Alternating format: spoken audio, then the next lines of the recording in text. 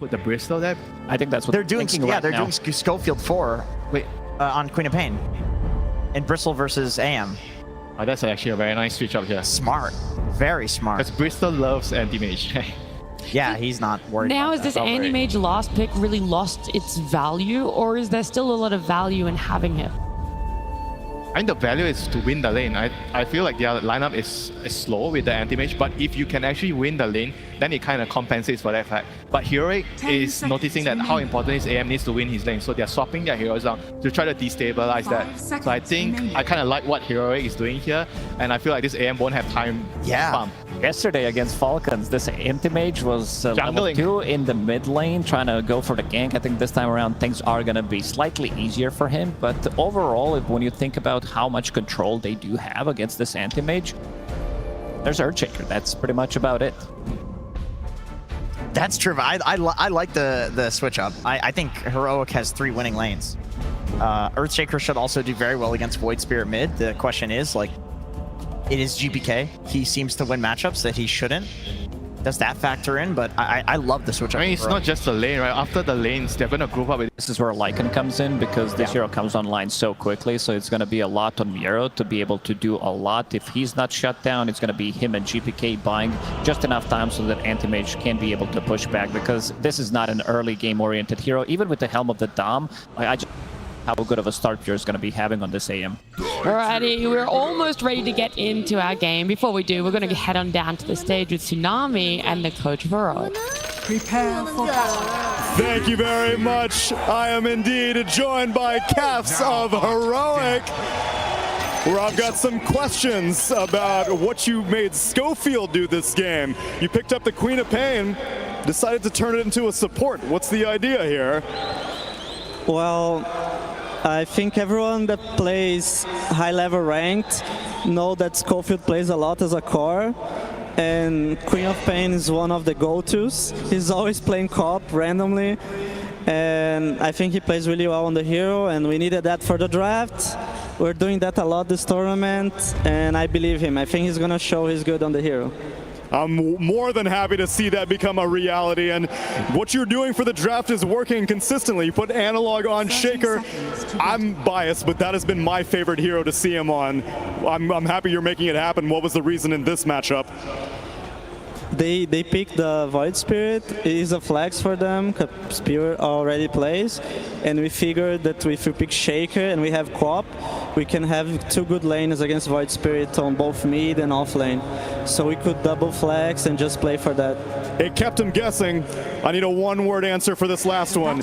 Anti-Mage, 25th, 24th pick. Are you scared? Yes or no? Nah. He's not scared. Let's see if it happens as we get into game number 1. And you cannot afford to be scared going this deep into the international. Elimination on the line, but no matter which way this series goes, history is about to be set. Avery, we either have BB Team outdoing their previous performance in 5th, 6th in 2023, or a South American team top 4 for the first time in the history of the international. So many TIs have come and gone, and they have never gotten that far. It would be historic indeed. A lot on the line for these 2 teams, and one series to prove they are worthy to advance farther here. This is quite a game 1 draft we have in terms of how much skirmishing, how much team fight has been prioritized, and already the action commences. First blood to KJ on that bottom lane. Exactly what you want to see if you're a Heroic fan. This is a team that plays better when the action is fast, chaotic, in your face. You don't know what's going on. Classic South American style Dota. And Pure, he's going to fall as well. Heroic taking this laning phase by storm, just as they intended from their draft. This lane swap is really going to hurt the AM pick, and we saw how much damage this AM suffered yesterday on the hands of Pure. I mean, he had one of the worst lane stages I think he's ever had in his career on this hero in that last pick situation. He got lane swapped into another rough situation again, already suffering. You do not want a repeat of that game if you are a BB Team here. Yeah, the upside being that it really can't get much worse than the last Anti-Mage performance, but the downside is this time around Elimination is on the line. You can't afford to drop the series. This is a very different team too. Heroic will play fast. They will push the pace. They will kill you around the map. They will hunt you. They are extremely good at it. And they have a Chen Bristle lineup where if you give them a lead, we could see something similar to what Falcons did yesterday. You just push 25, 35 minutes, first, second Roshan. If you can get it down quickly, high ground is absolutely on the menu for this lineup. You do not want to give them that 9, 10K gold lead. They will just end the game out of nowhere. This AM, he's on a clock.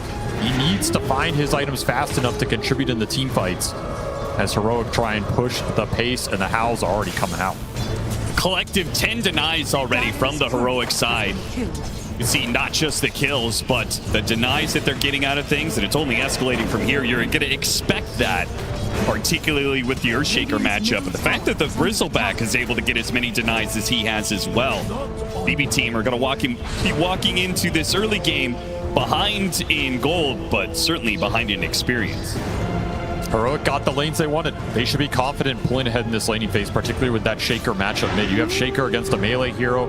You should absolutely free farm. You should get the denies. Fight for the Lotus will go BB team's way here. KJ, he's going to try and hold on. It seems like Pure, he'll take some damage, but in the end, gets that Lotus. And how did that fight with the Chen? I have to imagine KJ actually was able to sit there. He was able to force BB team back, so he got the Lotus on the safe lane. Big win for them. Putting mana into these two side laners for Heroic, really important here between the Bristle. Especially with a jump. Yuma, he's going to make expert use of that mana. Pushes Miro out of position. Healthy amount of damage. The Bushwhack, the only thing that saves his life there. Putting the pressure on these Helm heroes always feels good. You just delay it a little bit, it counts for a lot down the stretch. If you can pick up a kill on this lane, it would be amazing for Heroic. Extra experience going into this Chen would go a huge way for KJ in this game. Get those auras up, your team fights a lot stronger. Another jump, another rebound, another toss. Beautiful double hit, the Lotus. Bit a heal going the way of the Lycan. Will survive to the Helm though, flying out now. Feels like Miro got through at least a tough early portion of this lane. Analog feeling heat of his own. This glimpse is coming for you, just out of range. Almost got him. Has to hit him with the Remnant, does manage to do so. Now the glimpse is in range, but it's not even required to get the kill. Nice little rotation from Kataomi. I mean, that top lane not going well at all. Try and make something else happen on the map. And this will skew that mid matchup that was going Analog's way. Now it's going to swing back to GPK. We saw how much of a rock GPK has been for this team. If you're going to put resources into one lane in this game as BB team, it's got to go mid. Enable this man, let him carry you, let him carry those early mid game fights. He's your one playmaker. He's got to create space for this Lycan and this AM. Look at this body blocking. KJ, true to his name, king of the jungle, but apparently not good enough as Kataomi continues his roaming experience. As a glimpse. The Disruptor with the glimpse ready to go. One kill, looks to turn to two. It's an immediate Bushwhack after the glimpse, guarantees a double for Miro. This double Disruptor rotation completely broke that stranglehold Heroic had on the early laning phase. They're topping the CS chart, but the net worth is starting to swing. And more importantly, there's just not the equivalent pressure going into the AM. The Helm is flying out for him. He's getting some decent net worth on that top lane. Top CS. Way better start for Pure than we saw that other time around. Yeah, the fact that BB team is actually up in gold now, is that, how concerning is that for Heroic, considering the fact they put in so much effort to win the laning phase, and it seems like the latter part of this has not worked out for them? Still fine. I mean, you can still snowball this game. You can still put pressure on the lanes with Chen rotations. You can look for the Shaker Blink. You can look for the stacking on the triangle too, right? Schofield trying to just deward these sentries to free up the camps. It's been a nuisance for them. So no stacks created at the 6-minute mark. Could hamper Analog's momentum here. If you can't find kills, you got to go back to that jungle. And if there's nothing waiting for you in the jungle, then where are you going on the map? I was expecting to see teams put more resources into blocking out these camps, just because it has been one of the reasons that Earthshaker has been so highly valued, right? You just pick this hero up. Even if you lose the lane, you have this guaranteed fallback. And if you win the lane and you get it a bunch of ancient stacks, you're just so far ahead of anybody else, it's hard to fight. If I see Shaker or Saiyan King mid, I'm going in there and I'm blocking those camps as much as I can. That's your biggest accelerant going into that mid game. So Analog definitely getting slowed down here. Whisper trying to make up for it, doing some creep cutting. Very hard target to all in and bring down. They might be able to get him here. And they're going to try. He had a decent amount of mana, so Pure can do some damage, and with the Void Spirit, it's guaranteed. They pull him back in off of the Glimpse. And GPK nets another one. Analog will cut what waves he can just to try and deny some golden experience away from BB Team, but the damage has been done. Pure, despite Kataomi's roaming around the map, is 33-7 in CS. This is, I mean, he had this similar CS score in like 15 minutes last time around. He's cruising here. Way stronger and more fluid early game for BB Team than we saw yesterday. They're picking it up here, and this is the right time to do it, and against the right team. Again, you do not want to fall behind in this game. You get those helms up, your laning is really solid at that point. You can start to push heroes off of the lanes. You can threaten the towers. Those gank rotations are going to turn into objectives if Heroic can't battle back. And they need Analog in order to battle back. The faster he gets his Blink Dagger, the better. Good glimpse. Make sure the Kataomi stays alive. Schofield is getting a little behind here in experience. I was just looking at it. This Queen did not want to take a lot of the experience off the lane from the Bristleback and has done some stacking, so Schofield's going to be the one super far behind in this game. I mean, he can absolutely make up for it in the fights, get that experience back. But he is a big playmaker for this squad. It hurts to see him on this super sacrificial role. Maybe he'll leech a bit off the stacks here, and you got to pay him back somehow, right? Kataomi certainly knows this is going on. He secures the power rune for GPK. Question is, will GPK go into the triangle at the right time here? The Earthshaker has been missing for such amount of time. He's got to be careful not to get too close, though. Analog is going to hold on to the Echo Stem for as long as possible. BB Team will manage to soak some of that experience. Now GPK, now the stacks are cleared, he goes in for a kill. He'll chase after Schofield. Misses the Remnant this time around. Still got the glimpse on him. 2 seconds till the blink is back up. The bushwhack lands before the blink can get him away to safety. They did get some of that experience leash. Kataomi getting to level 5 off that stack being cleared. They sapped it across both heroes, I believe. Pretty decent win for BB Team. It's really tough to get in there and contest the actual creeps, but if you can get the experience, it's a huge boon. Schofield will recover his game a little bit, also pushing up to level 5. Very even across the board.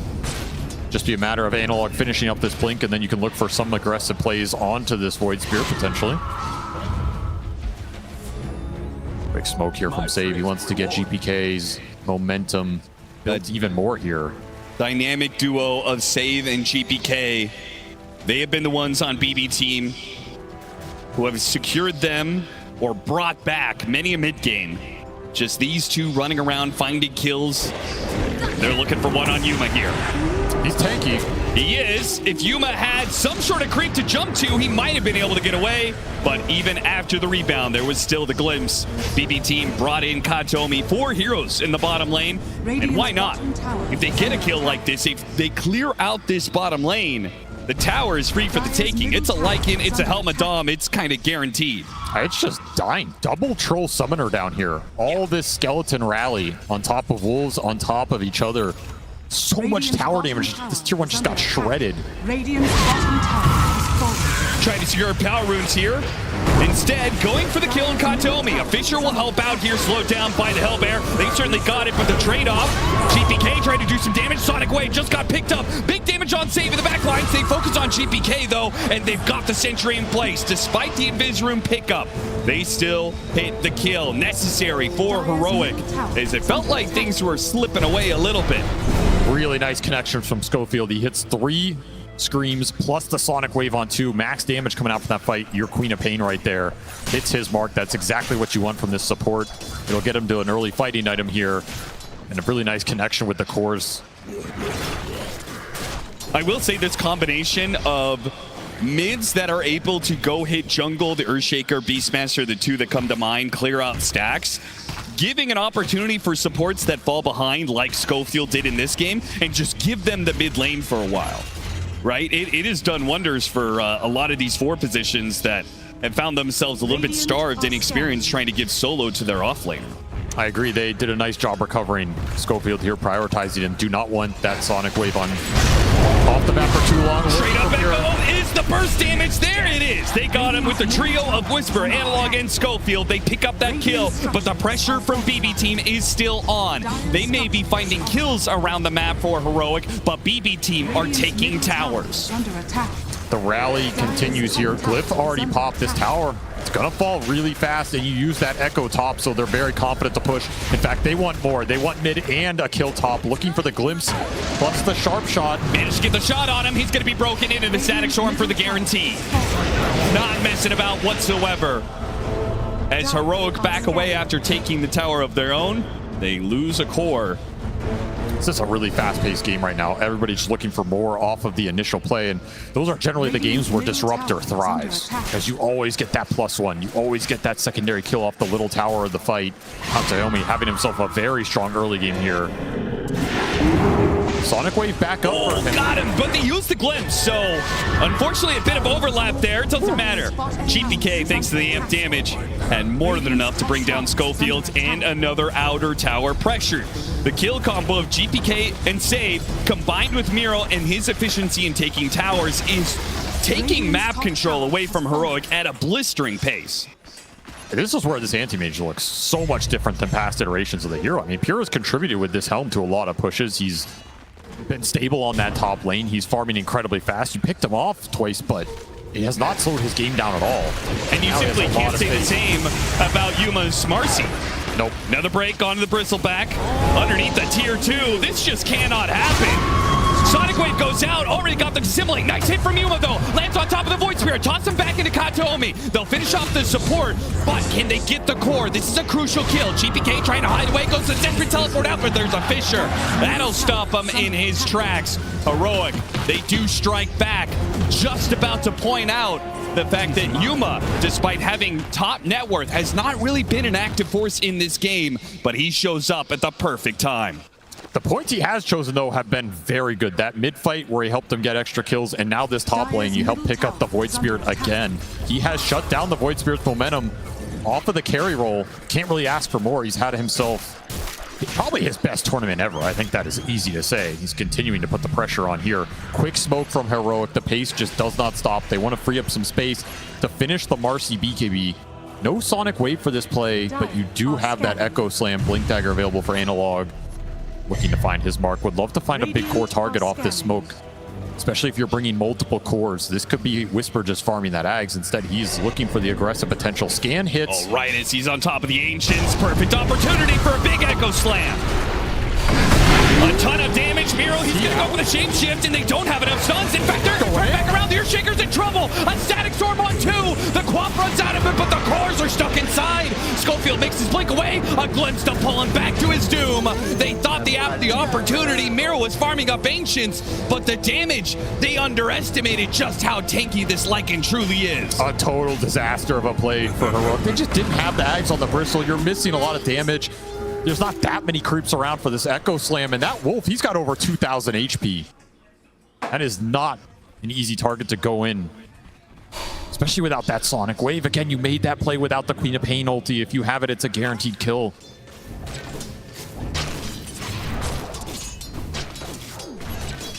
With the Lycan coming online, this Helm of the Overlord, with the Void Spirit picking up a shard soon. We've seen the way that this is just kind of clears out waves or neutral camps wherever he lays this Aether Remnant. And all these outer towers gone. It feels like Heroic is just going to be shoved into, you know, their own little 1/3 of the map.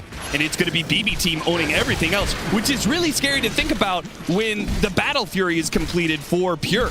All right, he's just going to be hoovering up the entire map. And their catch is really limited. This is a great catch team, but you only have so many spells to try and find this AM with. And as you said, there's a lot of units that are going to be on this map from both teams. A lot of Doms in this game. You have Chen Creeps, you have Lycan Wolves, a lot of scouting potential to help you rat if you really want to.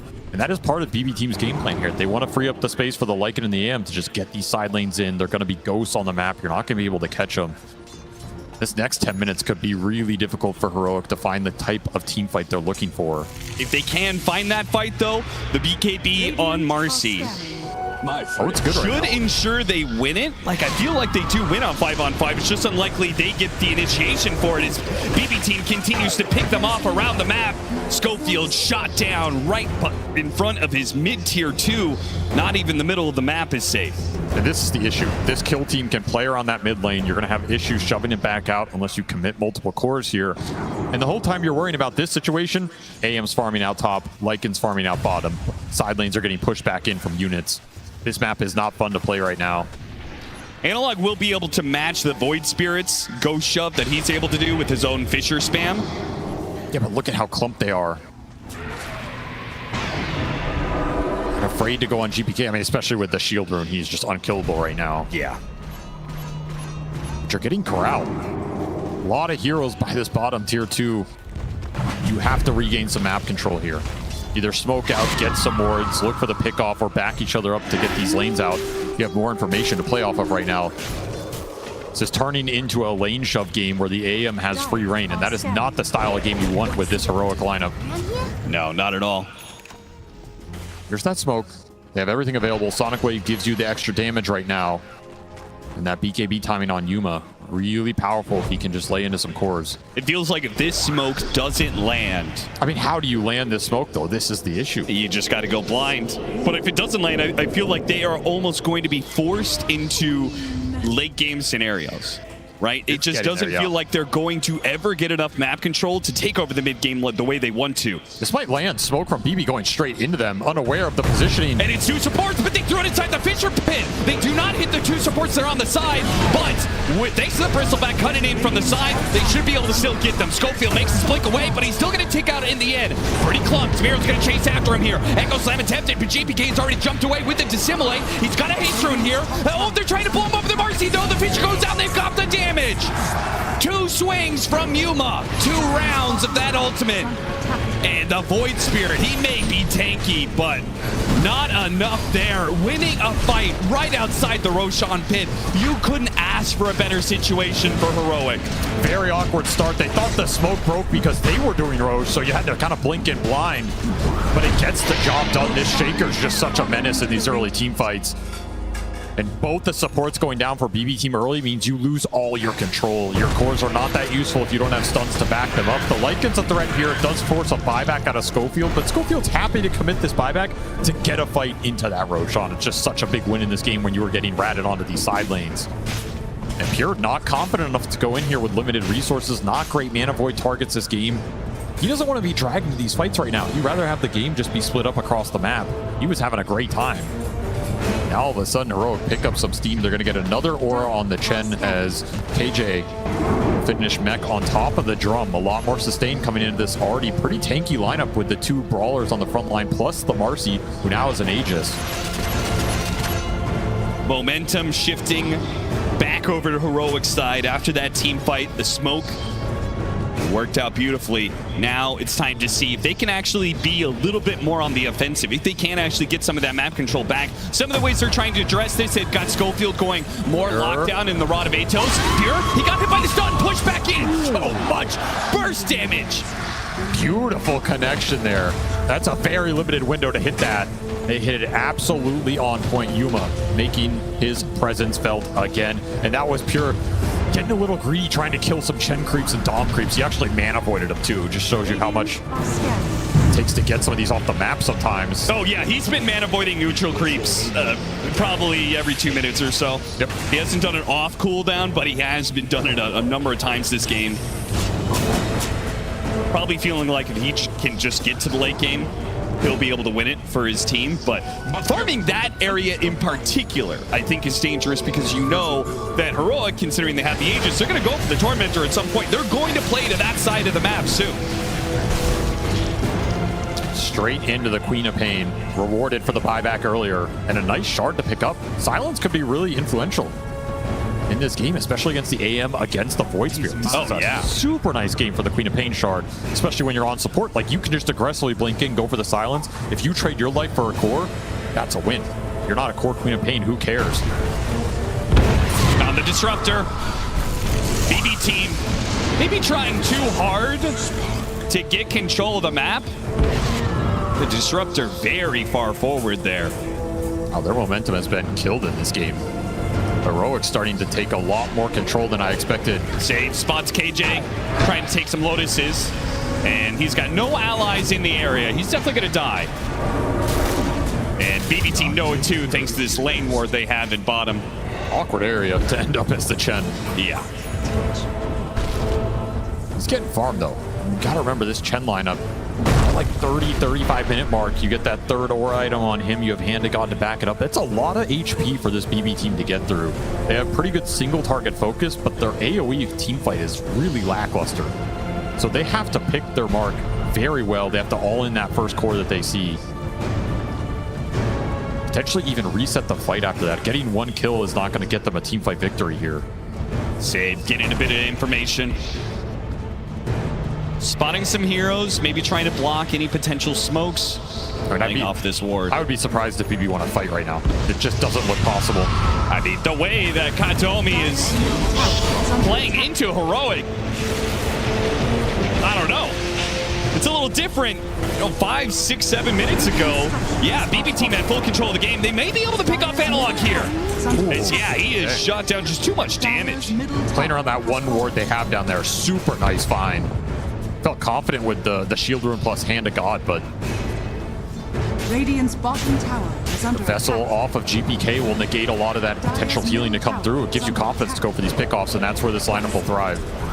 Just keep finding solo kill pickoffs. Don't let Heroic group up and take objectives. Of course, the team fight, you're going to be a lot happier around the map. We see what the anti-mage is doing top. He'll instantly get pinged. I mean, you can ping him, but to go and kill this man takes a lot of time, takes resources.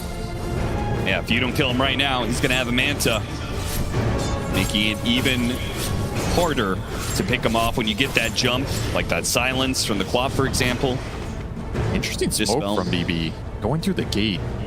Almost like they're reading some sort of play that was going to go on the AM, and they were trying to back him up. Instead, they just run into Whisper. Yeah, it's just a Whisper. Now he has a BKB. He pops it now.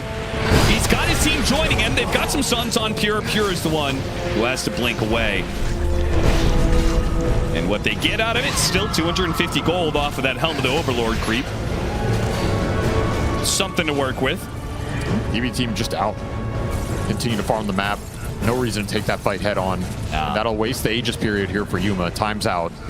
The next Roshan potentially in 3 minutes. You're looking at that. Dire's bottom tower is under attack. You really want it if you are Heroic. You got to gear up for that fight. Could be a fight that BB easily contest if they have some nice item timings for it. I don't know. I mean, you're going to get Aghanim Scepter on the Void Spirit, but is that going to matter if you're matched up against triple BKBs? The BKB timing is going to be tough for BB to fight into, but they potentially have Nullifier on Lycan, that Ags on the Void. If you can get to another item on the AM, I think that team fight is absolutely doable. Again, you're looking to go in, hit a target, or pop BKBs, reset, kite that fight out, re-engage. It's not just an all-in slam. Sure. For Heroic, it's a lot more straightforward. I mean, you can just go in and slam. Yeah, see hero, stun hero, all in. Especially Yuma. If stuns connect on a target and he can get in there with the rebound, he's just going to shred anybody in this game. This Marcy AM matchup is not fun for AM until, you know, 4th, 5th item. You can start to kite the fight out and maybe survive. Even though I don't think it's still ever good for Marcy. Yeah, I don't think it's ever good, but at least then you have a route to take the fight. Right? Sure. You can try and dodge and play away from the Marcy, kill other heroes, kite him out. But Yuma's got to be really confident in this matchup, and if he can finish this Daedalus, which is coming out very soon, it's going to take 2-3 seconds of stun duration. This AM's gone. And there it is. There's the Daedalus and the damage buff up of the Vlads from the Chen. Also potentially find an Alpha Wolf in this game. You could buff his damage considerably here. Yeah, and Bristleback won't say no to that either, right? We have two big physical damage hitters. And because we see this Bristleback scale up, we've unfortunately seen a battle for Bristleback even, but the Seeing Red facet is no joke going into the late game. And even the Earthshaker. A lot more magic damage out of him, but that Enchant Totem still hits pretty hard. This AM is not going to be protected in this game. So I think you have to almost go 4 or 5 items on Pure before you take the head-on fight. I just don't think he can enter it. Maybe you get a really nice Mana Void target after BKBs are out. They know he's here, but the Fissure just a little shy. GPK able to get a jump away, and now Schofield is an easy pickings for BB team. Their long-range poke and kill is so nice with this trio. Yeah. Just so low committal. You can't turn that play. There's nothing to turn on. Yeah. What much harder for, I think, particularly for Marcy, who is kind of the shortest range core of these initiators. Like, you really need... You can't really contest this, like, 1,500 range that BB team is working with. No shot. The fight for Heroic has to be within Yuma's range, and it has to be centered around that Marcy damage. And every time you overreach or that fight gets stretched out, way harder to connect with your biggest damage source. So more time for BB to split this map. Game continues to be dead even. Yeah, well, look at that. I mean, Whisper is thinking the same thing. Yeah, I need to get on top of these heroes. He buys up a Blink Dagger. Yuma buys up a Blink Dagger. Double blinks for Heroic, trying to solve the gap close issue. I like it. More mobility in the fight to find your core target. More instant damage follow-up on the stuns from the Shaker. That could be a big problem for you in this game. The blinks should fix that. And Analog, he's going to find a gift down here. Yeah, what is this? Pure, once again, farming just a little bit too aggro. See ya. They are more than willing to drop double ultimates to get a big kill like this, particularly when Roshan is in that spawn tier. That's a huge find. Absolutely huge. Just gifted. I mean, I think that was a look of surprise from Analog. He's like, wait, this is real AM just sitting here farming. Yeah. That Roche will be in 30 seconds time. So Heroic are going to set up for it, hoping it'll spawn sooner rather than later. That's a really long spawn for them. A little unfortunate here. But it also means they can just keep trying to take fights. They'll run into some wards, clear out the area. Thanks to a gem on Yuma, not even the Wolves are safe to scout out Heroic. Max spawn. You try and force it now. 15 seconds on the AM. There's a window here. I mean, they have a lot of physical burst to put into this. I also feel like it's easy for them to do it with just one or two heroes. Not a ton of risk in that regard. Yeah, you just man up here. I mean, again, BB's pit fighting is pretty lackluster. Even if you're clumped in that pit, what's to punish you? Static storm drop on a mass BKB lineup? Who cares? And even the Wolves, if they're not killed by the Marcy, they're converted by the Chen. Schofield, I mean, he's been punished a number of times for these aggressive blinks. Apparently, he just does not care. The smoke wraparound, though, is coming from DBT. Moving up through the river, and Heroic have a lot of heroes inside of this pit right now. This is pretty dangerous. They're just all in for it. Trying to finish up this Roshan now, and they will be able to do so before BB Team strike. Now, a Bushwhack grabs a couple, Sonic Wave goes out, and with Whisper blinking up to the high ground, it's hard for BB Team to get through. Nevertheless, they get on top of the Static Storm and take away the two supports. But do they want to fight this Marcy? After all, he's got BKB, he's got the Aegis, but it looks like Yuma has called it quits. He wants to back away. Whisper doesn't want to do the same. Nullifier placed onto Yuma as he's being hounded by the Wolf, but they go after the Bristleback now, who's just barreling forward still, refusing to back away. Now he pops his BKB, but it's a bit too late. The physical damage, it's stacked up, and he's dead. Gem on the ground. Beautifully played fight from BB Team. They got the angle. They take the Chen down first. That's your biggest target. Take the sustain, the ores out of the fight. You get the other support on top of that, and then you're able to kite it out. And there's just no ult for Yuma halfway through. He's got to bail in that situation. Yeah, I don't mind Yuma making the call to bail, but why are they not on the same page? Why is Whisper pushing after kills and Yuma backing out? It got very disconnected very early. The start wasn't terrible, but they could not protect their supports, and this Lycan is doing some work in these fights. He's just chasing people down. There's no real control for him. Nobody wants to commit on that target. Big team fight when, even though the Aegis will go to Yuma, he does keep it here. Something Heroic can play around, but not the team fight win they were looking for. I mean, I think the bigger loss, I think the Bristleback dying, you know, that sucks. But I think the loss of the gem, it hurts. It hurts so badly when you're the ones wanting to take team fights. We already saw the last Aegis expire without a big team fight forced, right? Oh, they're coming through the gate. Miro, you see this, right? You see what's coming your way. You just took the Tormentor, but you might just die for it to get the grab on him. Hit him with a stun, lock him down with a Rod of 8 Toes, and once again, the Unleash combined with the Sonic Wave, they've got him. A Bushwhack grab on a 2, though. Save's gonna burst down KJ, and he makes a break for it. He's out of here. Nice little pickup from Save. That is a 7x streak on that Lycan. And yeah, Analog's not messing about.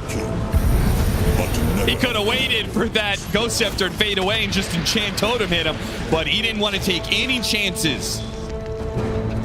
That's a very hard exchange to evaluate. I feel like it's kind of worth it for the Lycan. The Shard went to the Hoodwink. That's the one you wanted here. Sure. It's to use that Boomerang to pick up another support kill. Like, that exchange is okay, but that was a big streak on the Lycan. A lot of gold going into the Queen of Pain there. Still, it's time for Pure. Who does have a butterfly. So he has an answer, kind of, to the Marcy for a little while. But he has to pick his blink target perfectly in the fight. Like, if he blinks in and he just ends up in the middle of the Bristle of the Marcy, his fight's over. Yeah, nothing to bail him out of that situation. So he really has to let other heroes go in first. He needs to see the fight develop and come in later. It cannot be the first point of contact for BB team. And Heroic will take that every time. I mean, if they see Pure, they're jumping him. They're all in him. Marcy is just going to slay him. 2 minutes left on the Aegis, and the lanes are actually kind of in Heroic's favor. They're getting them all over that mid line of the river. They have some map See what they could do with it. I mean, it's likely they will try and smoke during this Aegis period. I don't think they are confident enough to push mid tier 2 straight up. That feels a little brazen, given how these fights are going. Whisper trying to catch Analog. He gets him with a blink forward, hits one stun. They need detection. They really want to get this gem back into their favor and should be able to do so. There's just no outrunning this situation. So the gem is back on Heroic's side. That means that they can make these movements without wards or wolves scouting them out as often. That was the easiest gem recovery of their life. Kind of was. Surprise save without that far carrying it. Could have given it to GPK or something. I mean, this gem is just so valuable for the wolf scouting. Having confidence about the vision going into the team fight, and you give up pickoffs like this, it's going to lead to objectives for Heroic. They're going to feel a lot more comfortable grouping. It'll be a free tier 2 top, and as Pure gets a free tier 2 bottom. Santimage picking up the rat action. And I think he asked a rat because I still don't believe that BB team are going to be able to take the 5-on-5. You've got, even with the Aegis expiring, you've got this Shen who's going to pick up a shard, right? He gets one of those golems. That aura makes this squad, this triple strength core, so tanky. I just kind of don't believe that Pure has the damage to deal with that. He doesn't want to take the fight straight up, but if you can rat, you can put Heroic in an awkward position. Maybe you get a numbers advantage somewhere. Maybe the single core pickoff that we've seen BB do a bunch of times with the damage from this Hoodwink comes through and gets a hero really low, forces out early BKBs. This kind of chaotic situation can create openings for the anti-mage to come into that fight later. Again, you're not looking to go in here and man fight the Marcy, but he can do a lot of damage. He is incredibly farmed in this game. Helmet Dominator, Battle Fury anti-mage is doing what it does best, pushing towards that level 25, getting incredibly farmed. There's a full Abyssal Blade. That is something that lets you fight this Marcy. In fact, you probably have the advantage right now with full Abyssal plus Butterfly before the MKB comes out on Yuma. In fact, well, he just finished it, actually. He's also very farmed, so... Yeah, I didn't get a fight out this exact timing. That's kind of what they're looking for, right? You get this Abyssal, you're, okay, I can go in. I can Abyssal stun this Marcy. I can give us a little bit of a bigger window.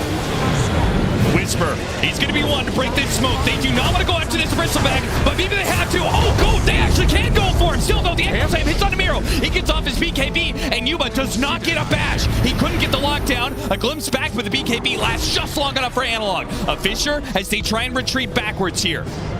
Yuma does not see the opportunity.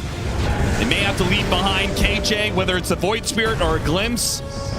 Maybe they can protect him still with the Fisher as he gets up to the high ground. Pure with the Helmet Dom spots him, but Disruptor too far away for now. So in the end, it's Whisper to die. Not much else out of that fight. I guess Schofield did buy back once again. He is certainly not making a whole lot of progress in that network chart.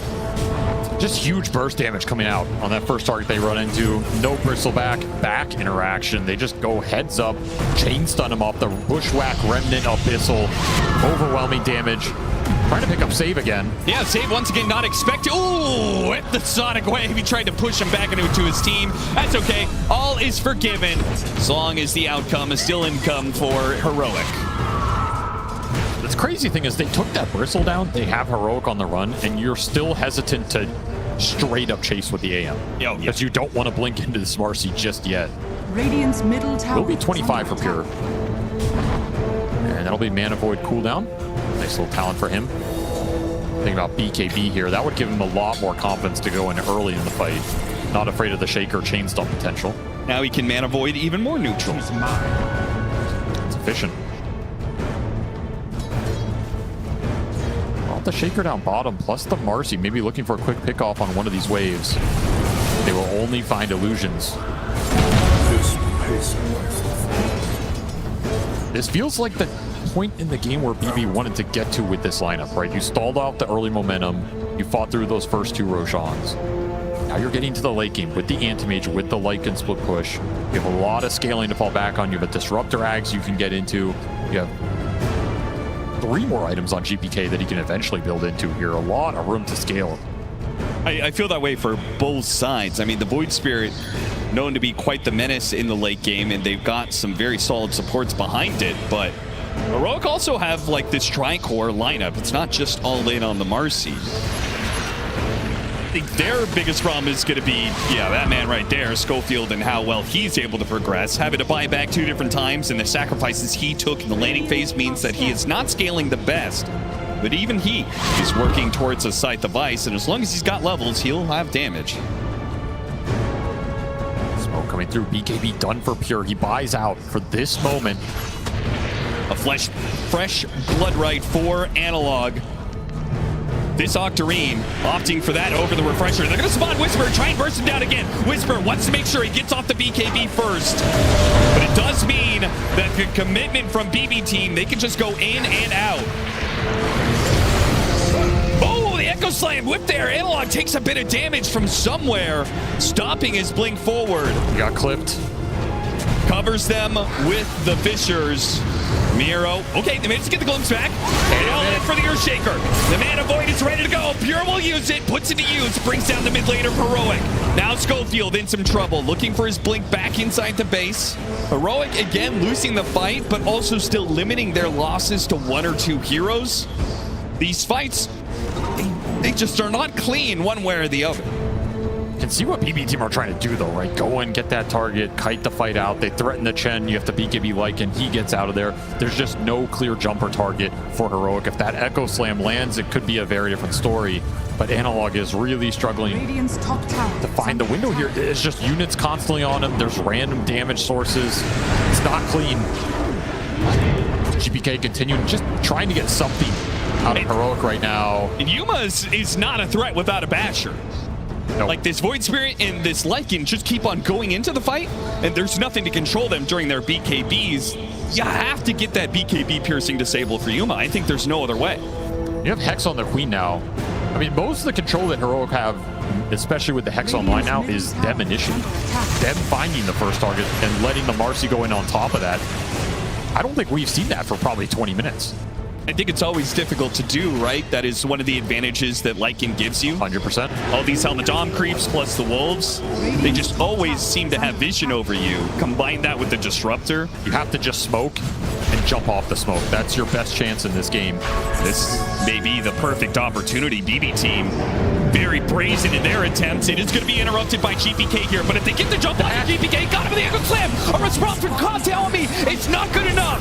He got a good static storm, but the BKBs are already out. Pure, he's going to go for Whisper once again. Hits a big mana void. Whisper, not dead yet. He gets a little bit of heals out of the Chen, and he's staying alive for now. Pure, he has to back away. Miro's right in the middle. They all jump in, but Echo Slam, nah, it doesn't do much. Pure, he finishes off Analog, but the lock-in, Radavatos, and BKB is gone for Miro, and so is his life. 2 cores down on the side of BB team for the one of Heroic. Heroic have the advantage for Roshan, but now it's switching over to the other side. Oh, God, the shield rune. Right in front for Heroic, the Scythe of Ice doesn't stop the rune grab here, but they do have it all fire. Oh, what a beautiful bushwhack on a 2! They try and blow up Yuma, not quite. He blinks after him, hits him with another bash, and finishes him off. Now Whisper, he's up next. Radavatos holding back for now, but he's got to blink up. He'll chase after Whisper.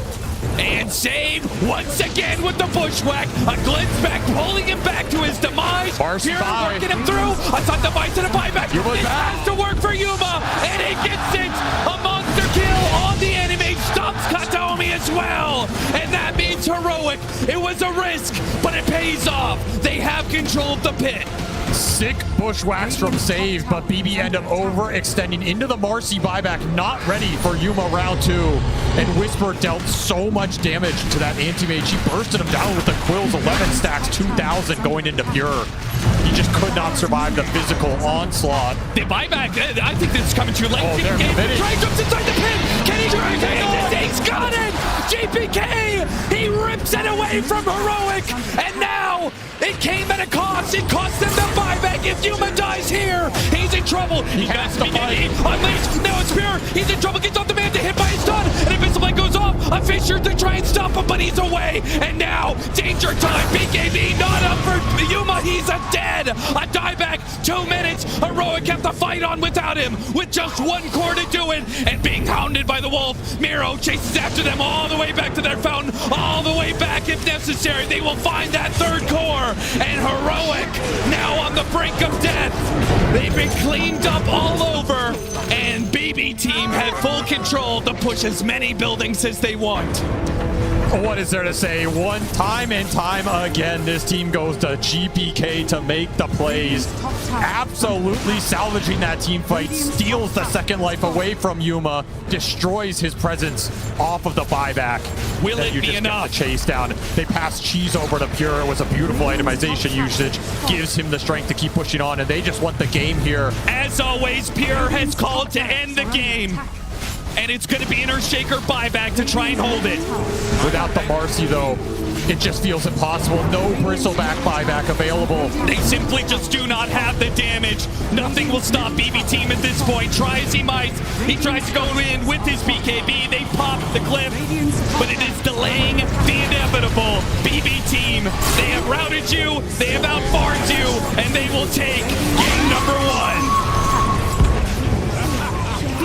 What a game 1 it was. These teams are just here to brawl. There's a lot of creep action going around in the map. I'm sure it's very uncomfortable for Heroic to play, considering how they would prefer to play this game, but that is what you're up against. And this BB team is just, they're weird, man. Like, they have these games where it looks like a struggle, and then at some point, the switch gets flipped, and they are just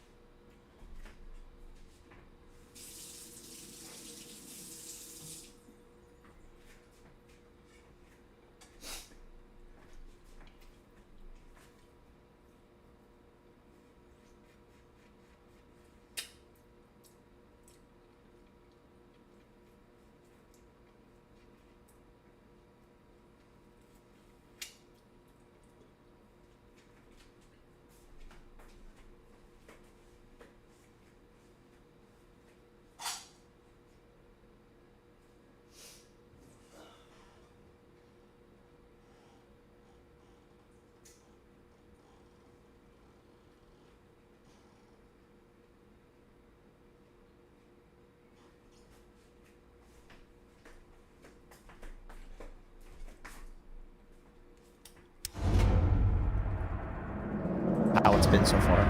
I felt like they've been a lot more patient than like compared to like a couple of months before, right? I feel like whenever they were Heroes that come online super fast, Lashrai going for the Blink Dagger, you have Templar Assassin with your Dragon Lance there, so it does feel like they're going to be ready relatively early on to be able to punch back against what BB team is bringing in this one. What I love is that they have 3 extremely high burst cores with a silencer. Aegis Prophet didn't win on the main stage. Timbersaw didn't win a single game, and they're really trying to push the limits. This is also a bit of a test. If they are going to be managing to win this one, it's also a bit of a statement for the rest of the teams that are still left in the tournament.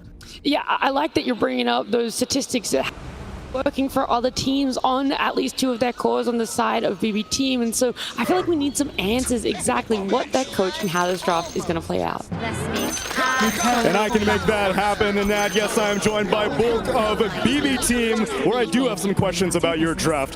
Timbersaw gets picked up. I don't know if you know this, 0% win rate in this tournament. It has been picked 8 times so far. Why do you like it? Тимберсон на этом турнире выбрали уже 8 раз, но у него винрейт 0%.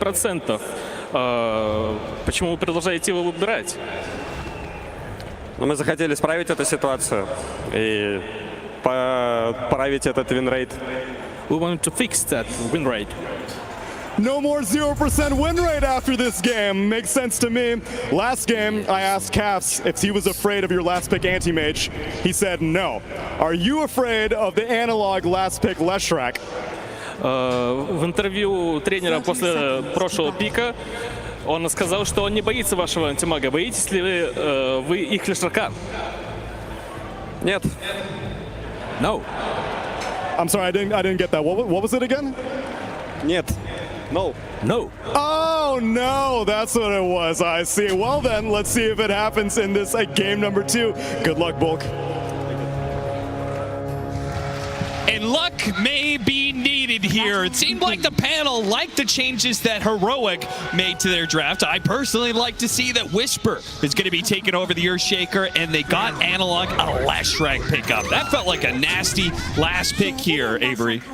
There's a reason Timbersaw has been struggling this tournament. Now he's going to have to go up against another hero that can just absolutely burst and chunk him down.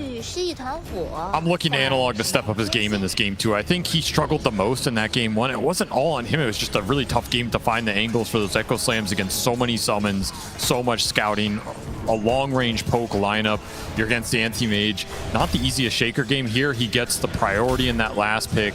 They put him on a super high damage dealer that can just get in the fight, play against a lot of heroes that he can just take down instantly.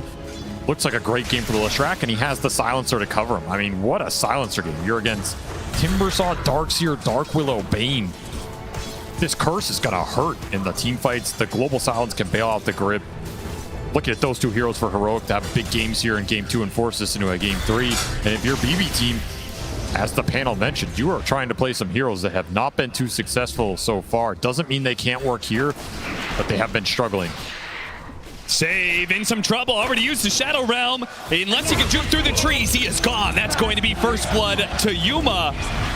And that is quite the boon because the off lanes on both sides are suffering. Schofield will end up going down. Both supports will die, but it's Heroic who walk away with the extra bounty in first blood. And there's some money tree action going on. Wait, Nature's what? Prophet looking for the gold bags. Not a facet we see a lot, if at all. But if you start snowballing with it, it's definitely a little extra income. I did not have this on my TI bingo card. No, I didn't either. I do remember that it was so bad they had to buff it up.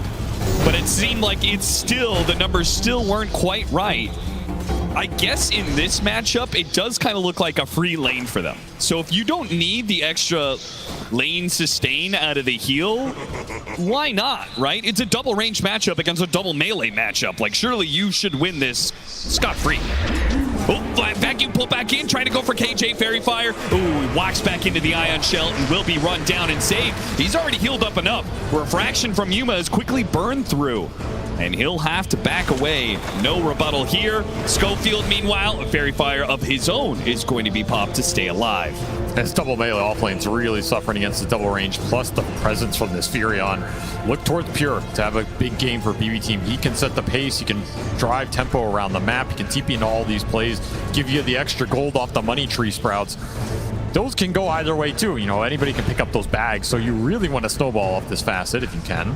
True. Just have some bigger presence in the earlier team fighting. Particularly if the other lanes are going to be a struggle. This Darkseer lane is not going the best for BB Team. And Yuma has had an incredible start on this TA. Despite some of the early skirmishing going both ways, he's absolutely free farming down there. And they picked up the early kill. So it's going to be another strong laning phase for Heroic. The Leshrack's going to free farm. The TA is pretty much going to free farm down there. And if they can get something out of this double melee off lane, it's another really good start to a game where they can pick up the pace. Be very interesting to see who rotates supports into mid lane first in this game as well, because you are really eyeing these 6 and 8 minute power runes, and this is an explosive matchup. Start taking some of these later points in Edict, just so much damage on isolated targets fighting for those runes, or if you get an early haste or arcane, Leshrack can be devastating with it. And frankly, if the Earthshaker is already kind of struggling and he can maybe do some Fisher shenanigans to pull the lane back, why not move the Clockwork, say, into this mid lane and try and help the Lesh win that matchup? I think Schofield has the most freedom here to decide what he wants to do. Trying to deny the water rune. Miro chased down. The teleport will be canceled. A little bit surprising there. They were a bit low. Schofield brought low by the Nightmare. Katomi continues to menace this opposing support. He just cannot seem to use his cogs effectively at all. Every single time he tries to go for the cog hit, he just gets nightmared and hit a whole bunch. Getting outplayed in this early game. Will at least deny the water rune out from GPK. It's a little minor win on that mid lane. That was his goal here, but another slow start for Schofield. And once more have to make it up. And this is not a game where you're going to get a huge amount of stacks up with this Clockwork. No, be able to fall back on that. You have to find some action around the map. Action continuing in this lane. KJ not respecting the Shadow Realm Ion Shell combination. Maybe Yuma can, if he gets the kill on the core, it would all be worth it. But it's taking a lot of time off of lane. He still has got to put the treads pick up. That'll help give him some extra movement speed to get the kill, and he does not get caught in the brambles. Perfectly manages his way through. Whisper, alone in lane, does not die. He still had some stick charges and a Lotus to burn through. Third kill on this lane for Heroic, and a lot of solo experience going into the TA. Honestly, I think KJ, he's more than happy with that exchange. This TA is going to be ginormous. Already almost level 5. Level 6 on the Leshrack mid as well. I mean, it's Whisper being sacrificed up here a little bit, but this lane was going to be the toughest lane no matter what. You pick these heroes for the mid game, not their laning prowess. You just have to survive through it here.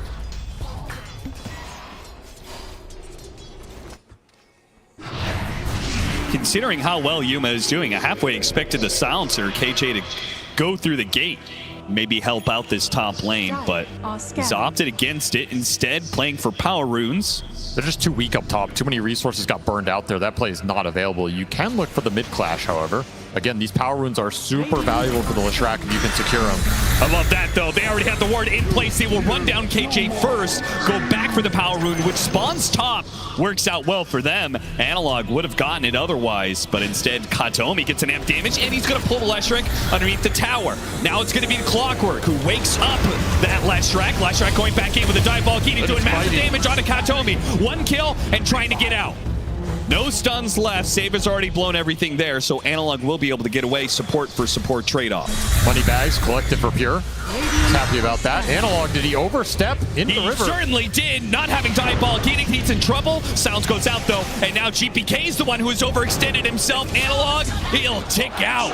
Analog didn't have to run forward. KJ will collect that kill. GPK offering a respectful tip to KJ for the rotation. It's just such a good Silencer game. They got it really late in this draft. He has great core matchups, great heroes to punish with the curse, and a great target for that global silence later. I expect a big game from King Jungles here. Pure feeling the heat of a Yuma rotation.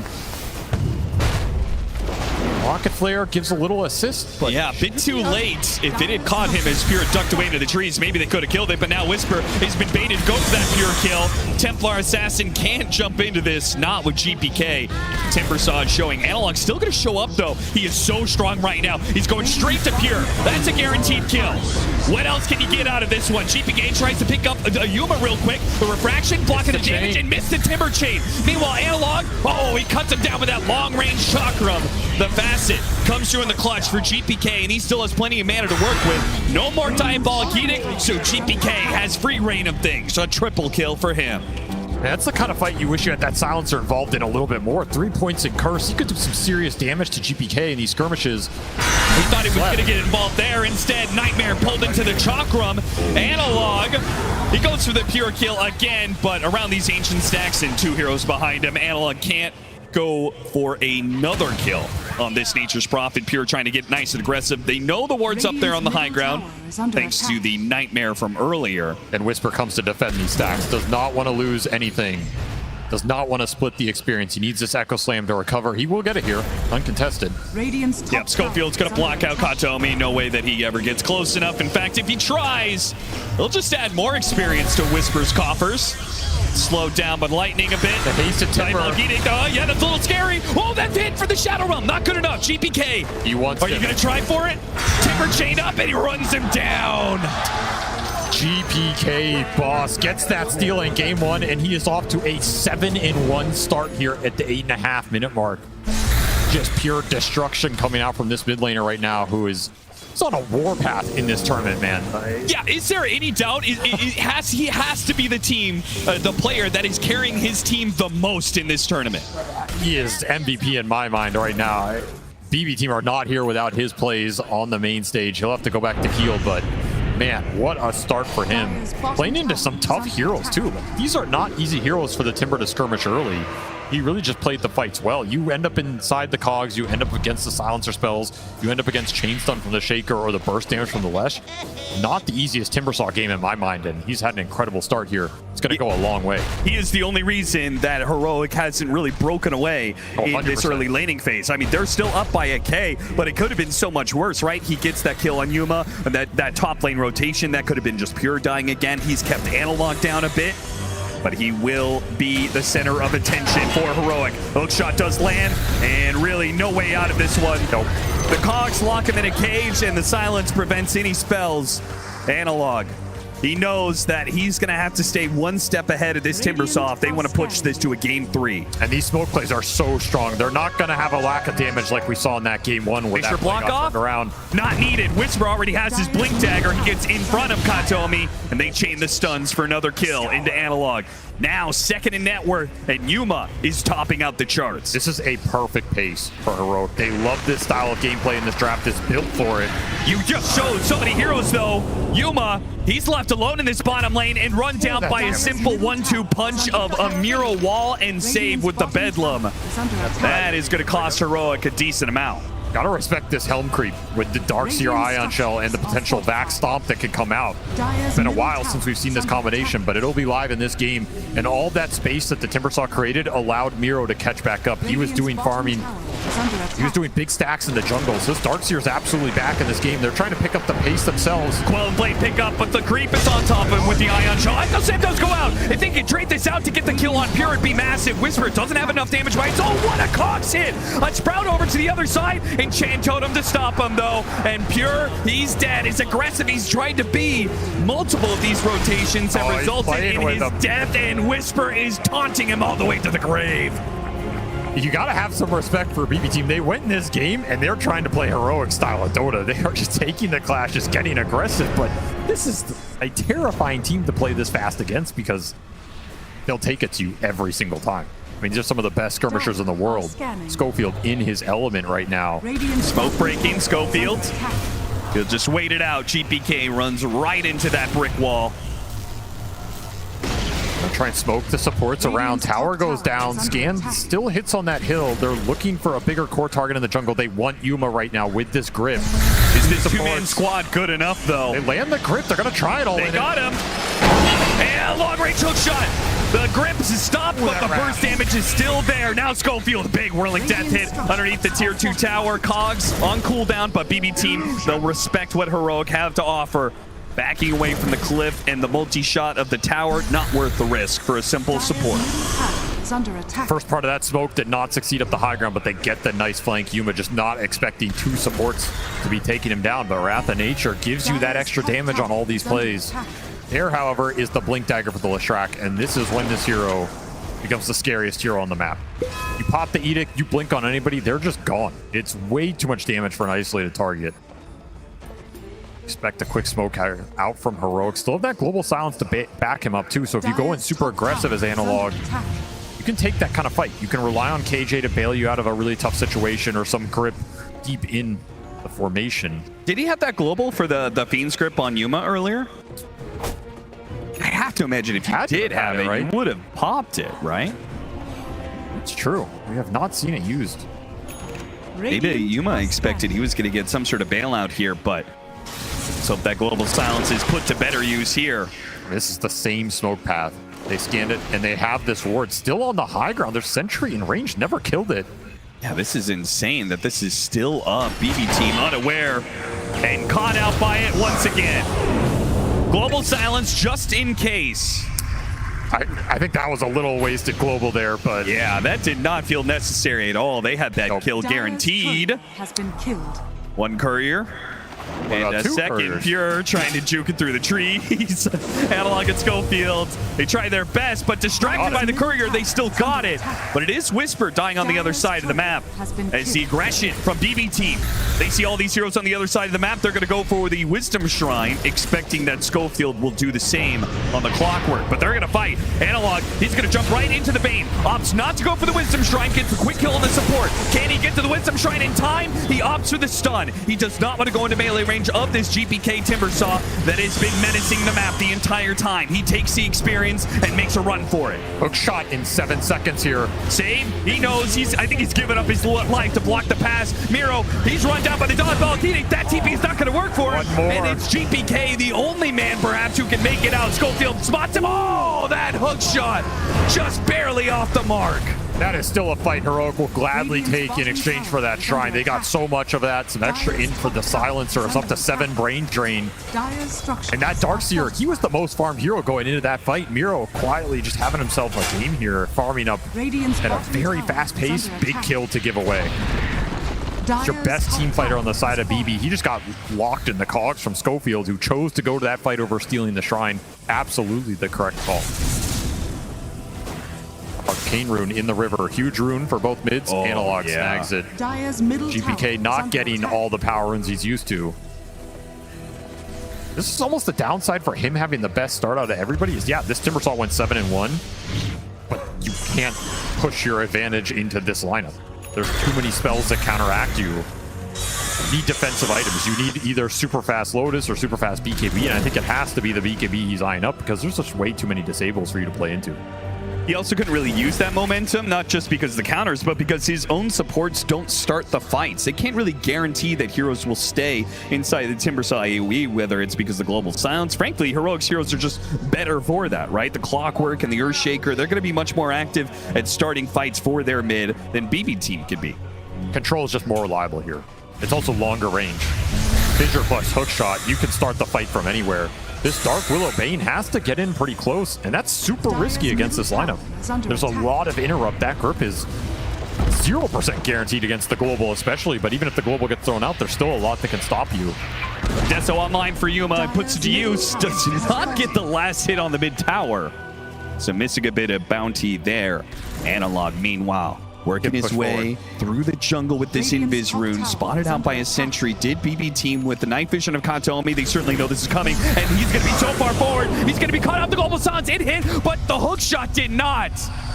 Baited in by BB team. Analog will overstep himself, and his team might be punished for it. Schofield, the force staff, gets him away from Pure.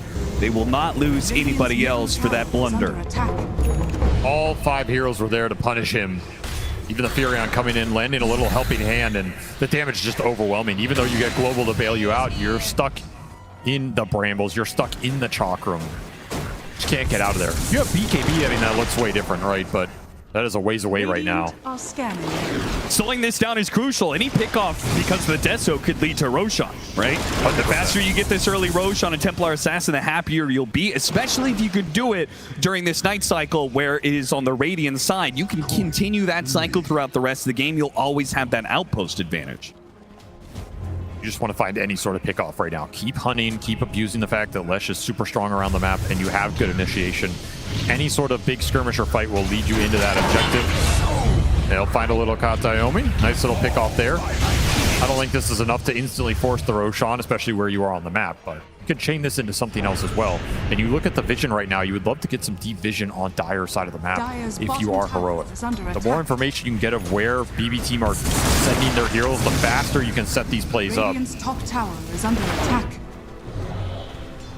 Fight complete for the Darkseer. BB teams...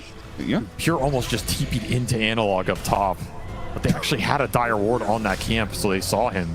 Oh, so he was teleporting to the ancient camp, and he was then about to go in there and farm. Would have been instant death. Nice defensive ops, saves Pure's life. It does.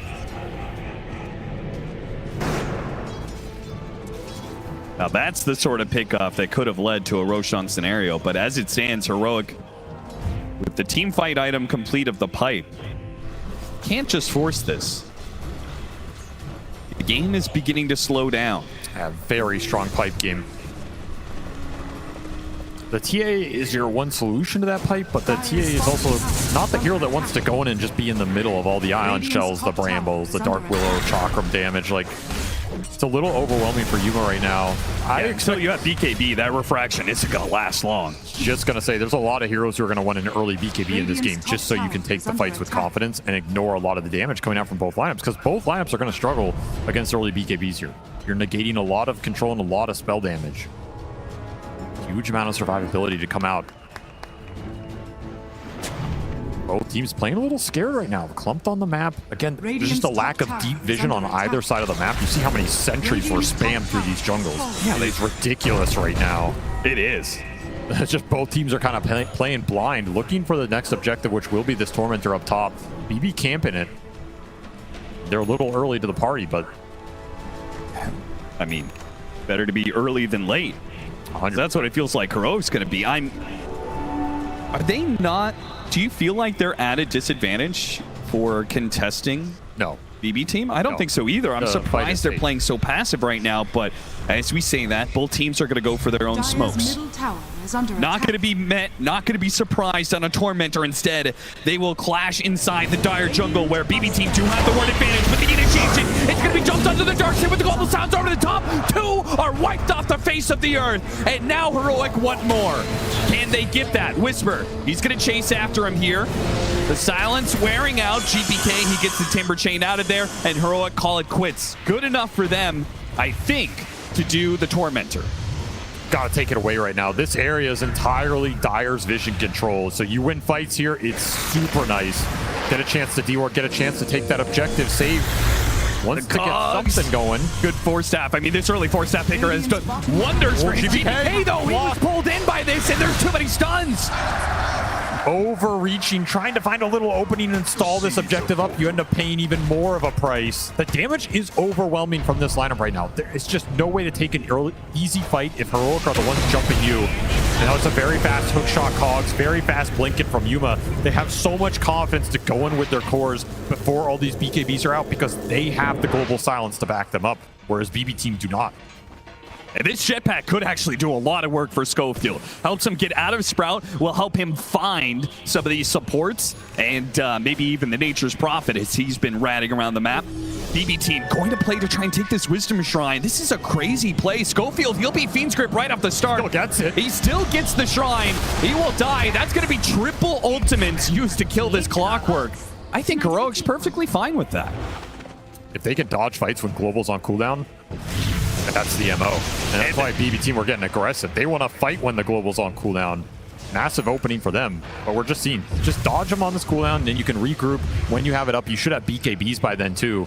Though I say that, and Yuma opting for Daedalus instead just wants more damage. Feels like the Global will cover him enough, especially with his other cores going in besides him. There is a trade-off. I can see both sides of this, but do you believe this is the right item choice for him? Dire's middle tower is under attack. Honestly, yeah, the way these fights are going, I think if you get the BKB on the Lesh, he can go in, the Shaker can go in, you have the clock to create space. The grip should automatically be canceled every fight. You're not too worried about that. I think just ramping the damage faster here is going to be amazing, especially if you get an Aegis on this TA. That's when it will pay off, right? If you get 2 lives on Yuma and he went this Daedalus over the BKB, he is going to be an absolute beast in the fight. It's a very scary item for BU to play against because they just don't have the physical mitigation right now. You don't have like a Shiva's on Timber. You don't have an AC on this Furion. You can dice these heroes up. GPK backs out right as Heroic. No, the Echo Slam starts things off and he's gone. Too easy. If they have the Earthshaker and the Leshrac on one target, it doesn't matter who it is. Schofield finds the extra. He's going to jetpack, keep the vision on save, and eventually these Blink Daggers should catch up to him. There's the Fisher. And a Shadow Realm trying to dodge. They're actually maybe thinking about fighting this one. Miro's going to try and TP in. This is a little crazy, though. They still have the global silence. Yeah, what is he doing? And now Miro's in the middle of no man's land with nobody to help him. He tries to go for his own wall. Dead again. BB team, what is going on? They're bleeding out hero after hero in fights that should just be simple pickoffs. That is a massive blunder. You're going to feed some heroes away while Roche is on this side of the map. That is an instant draw for Heroic. They will claim this objective, and that is why this Daedalus build is going to pay off. Yuma, he knows they're stronger right now. He knows they can win the fights into the Roshan, pick the Aegis up, scale the damage. Way too fast for BB Team's lineup right now. They are now in a position where they have to find a way to stabilize this map, slow this game down, get the split push going, get some pickoffs going. That's 8 Deso charges on a minted Daedalus Templar Assassin at the 24-minute mark. That is not a hero you want to run into right now. It's just baiting the rune. This Slash pick has been nasty this game. 9-2 for Analog. He's absolutely struck back, and there's just no clear answers to it in the short term. Now, you could maybe outscale it with Furion in the ultra late, but with Global to protect him against the limited control you have, I don't see anybody taking down Analog early in these fights now that he has BKB. And if he gets more items here, he just becomes an absolute god. I mean, you're looking at that Sanjin Yash, you're looking at Shiva's guard, you're going to prevent a lot of the physical coming out from Pure. This Disco Pony dancing it up here. He's getting strong, and BB Team are forced to concede parts of the map. Something you never want to hear if you've got a Nature's Prophet carry on your team. You have your aura timing right now. That was Greaves done on Miro. He has Greaves plus the pipe. I just don't think Pure, he's willing to fight against an Aegis, especially without his BKB. Oh, no way. He needs another 750 for that. But even then, you're still not winning this man fight. Yeah. So you still have to find a solution to Heroic's team fight. Or just continue to rat the game out. And if you're Heroic, you would now have options because of that team fight dominance. You can leave Yuma alone with this Aegis. He's not going to be a target they go for. You can let him push. You can look for the smoke gank across the map. You can try and hunt the Furion. You can also just force the high ground and make BB come back. That doesn't mean you have to commit to that high ground, but you can get a lot of information off this and then go for that same smoke play. You have so much catch between the clock and the shaker. These kind of moves are easy. Yeah, you still have this tier 1 mid.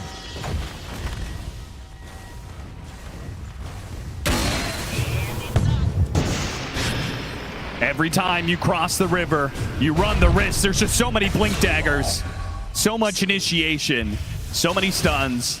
Heroic is bound to catch some of these heroes that cross over into their side of the map, catching a courier on the way too. BB Team, they're doing what they can to rat the map and try and prevent the loss of some of these objectives. Their tier 2 towers, though, will start falling with 2.5 minutes left on the Aegis.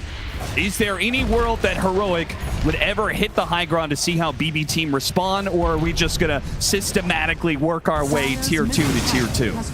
Rather get the tier 2s off the map right now, but you can absolutely hit that high ground and try and force some heroes back. The thing is, Pure is always going to be farming. So you have to weigh this economic advantage you're gaining versus what he's going to take off the map. If you can catch him, I mean, that's the dream. Catching any core out on the map right now. Schofield doesn't have a read. He just slips right past Miro. That's insane. Still, Yuma taking matters into his own hands. Kills. The Terrorite goes out.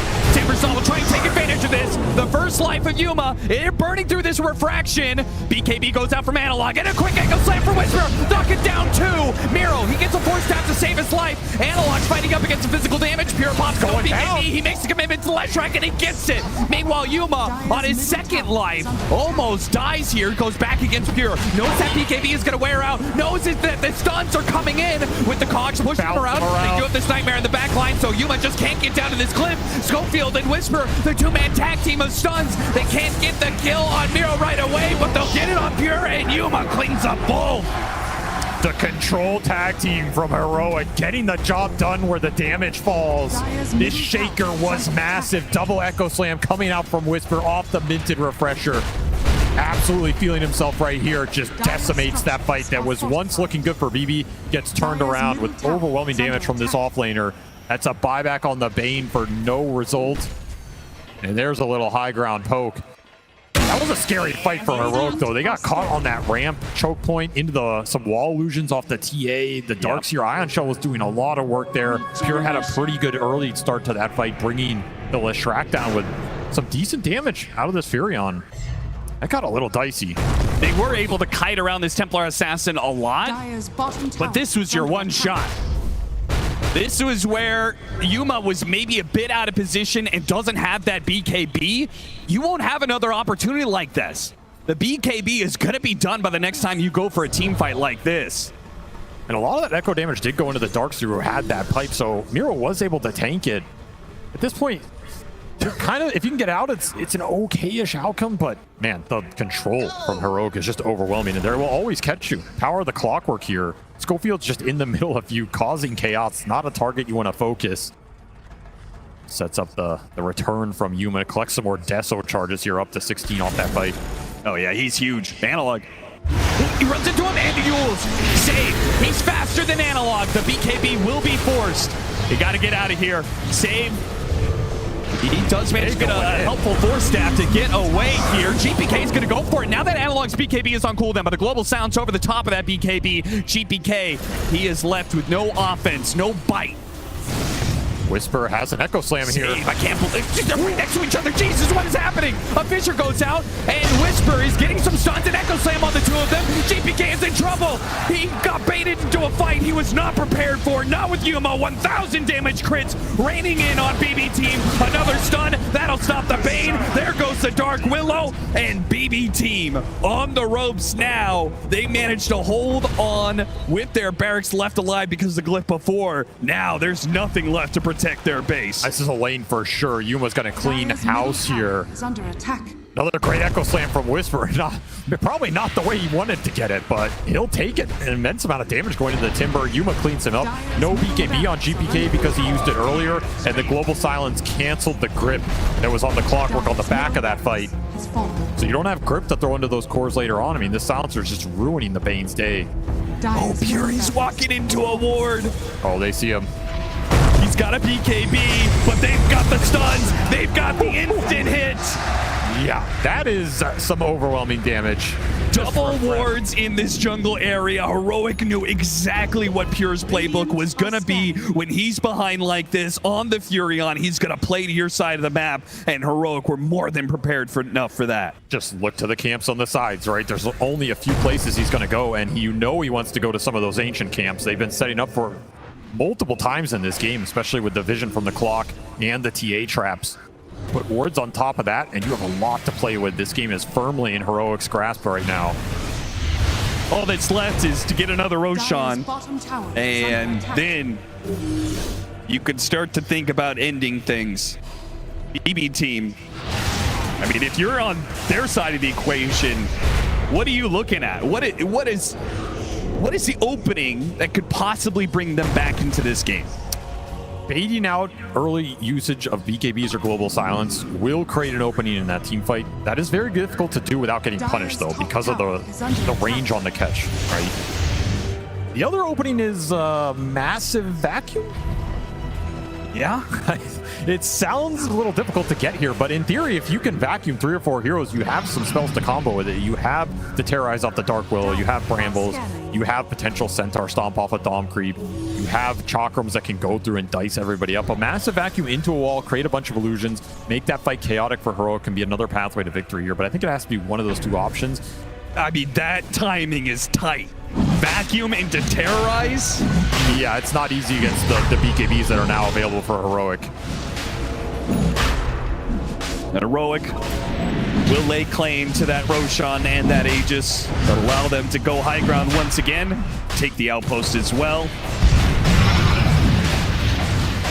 Every little thing you could ask for is going the way of Heroic for this next high ground push at 33 minutes. Man. All that's left is another pickoff to make it that much easier for them. I've been watching Pure TP, and his TP decision making is not easy. You look at how much Radiant Vision is on some of these camps. It's like pick your poison. You have to pick the one camp that is not spotted, then try and get out. That is not the one you want to pick. That's not the one. That's not the one. Whisper. Oh, this could be the death blow. Back back-to-back side of the map pickoffs on Pure. Read him like a book. It's just nowhere to go. It's just playing Minesweeper out here.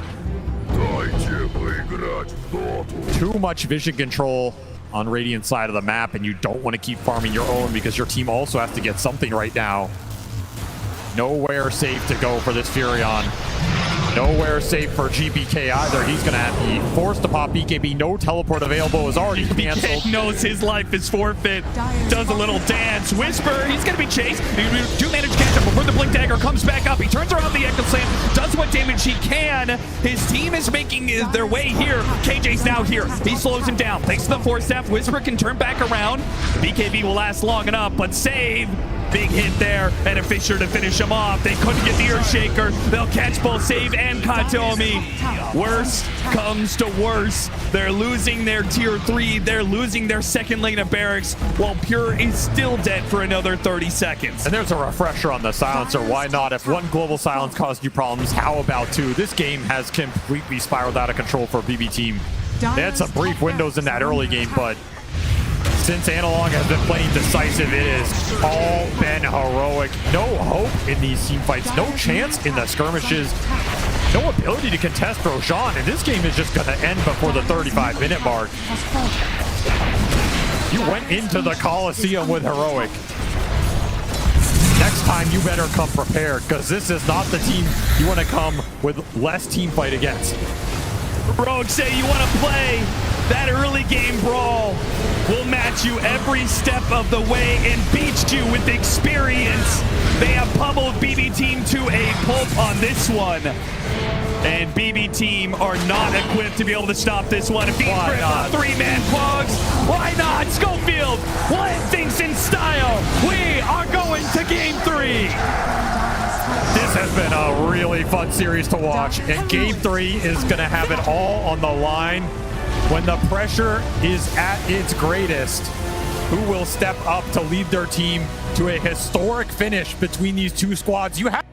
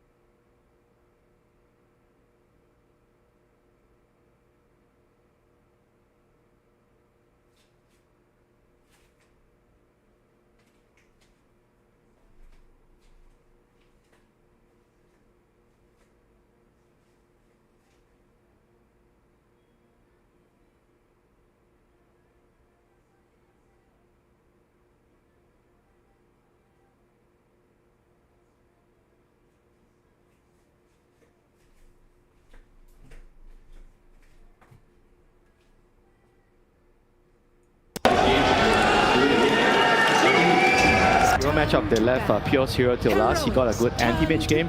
Going for a Blink Dagger, potentially Mage Slayer. You have Mage Slayer plus Pipe coming up from the off lane, and so good.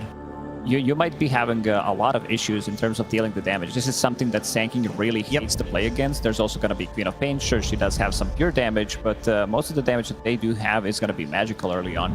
Yeah, I mean, it's pretty much all magic damage. Even Gyro doesn't like playing into a Mage Slayer plus Pipe combo.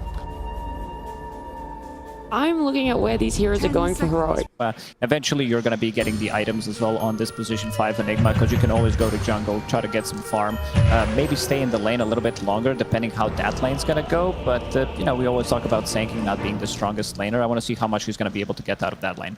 It's a final thought from you, Jenkins. I think in that lane, he can get a lot. Against TA, you peel the refraction charges off, you got a Hoodwink in lane with you two. You're against Enigma 5. Pretty easy.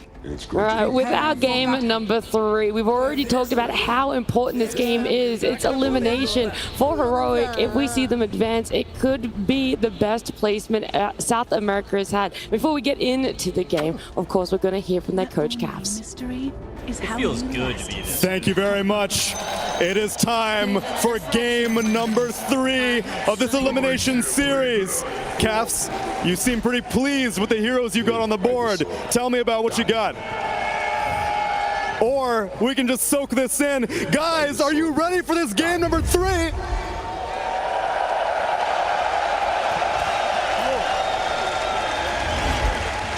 All right, let's get to the Dota. 5 heroes on the board. Tell me what you got.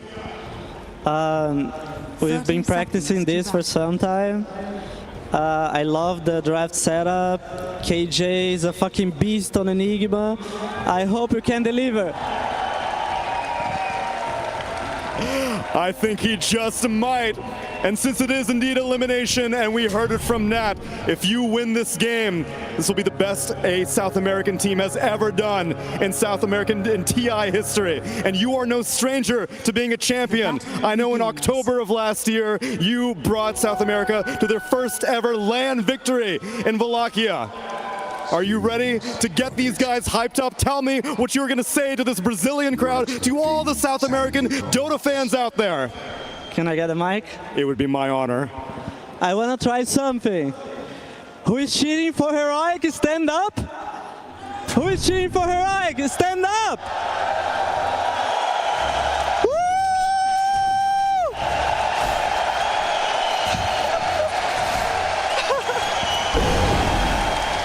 I think we got more than 50%.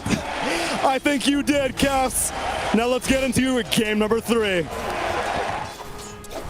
A top 4 on the line for a South American team. A game 3 that is sure to be a banger, because the last time we were in this position, Avery, we got the 1 HP miracle or curse, depending on how you look at it. That is a fabled game to bring up right now. A game of dreams, a game of nightmares. That is what TI always seems to deliver. And these guys have delivered some insane games so far on their run in this international. It all comes down to this, a final game to try and set history. And it's going to be an absolute barn burner, because this is just skirmish city, man. Team fight on skirmish on more team fight. Oh, already snags the first blood. BB team, I had a fear for Heroic going into this, that they might just be overwhelmed by the pace that BB team have picked up. It is a lot of run at you, Dota, they're going to be bringing to the table. But if they can secure a laning phase win, that would do a lot to bolster their mid game. You got the first blood on this Gyro pick. This pick to me says, I want to be able to fight. I want to be able to have a strong lane. I'm going to skirmish. Everything about this game points to fast-paced fighting Dota.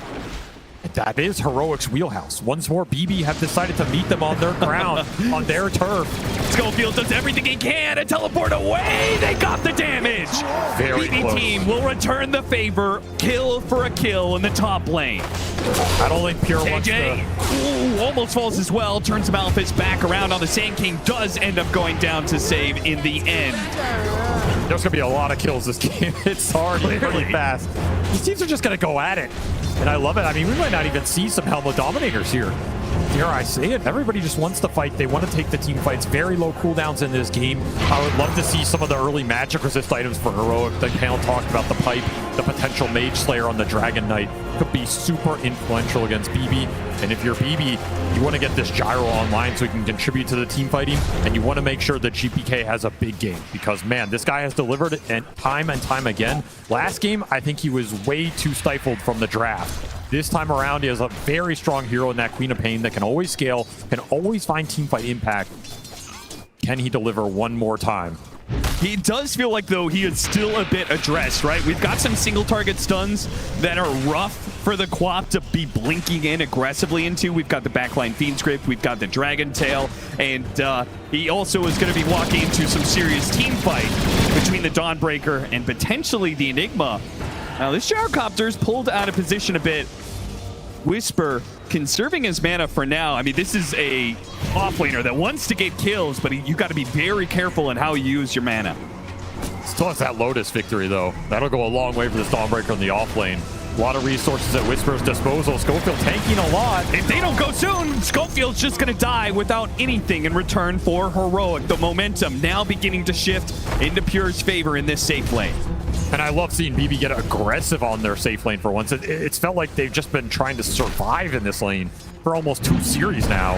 Yeah, pick a hero like Gyro that has Barrage. Run at your opponents, deal the DPS. You're going to take some back. I mean, that's a guarantee, but at least you're getting something out of this lane. Pure having a much better time in this game 3, at least at the start.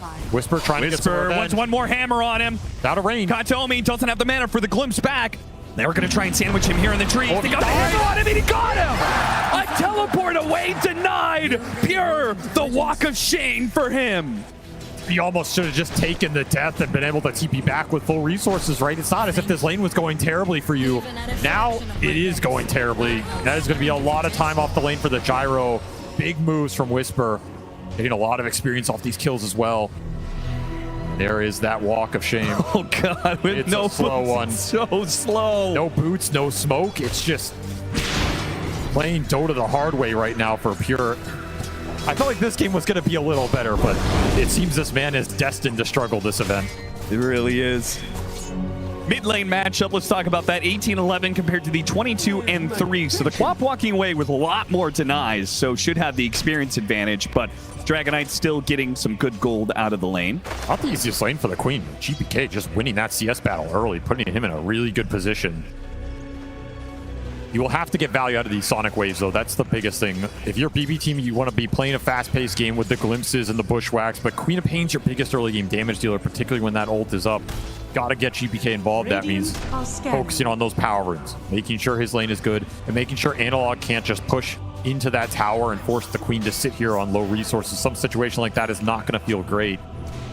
Save already marking his territory here. He's just going to camp out for 30 seconds if need be. There's a triple stack potential for these Eidolons right now. KJ eyeing it up. Can he get them all?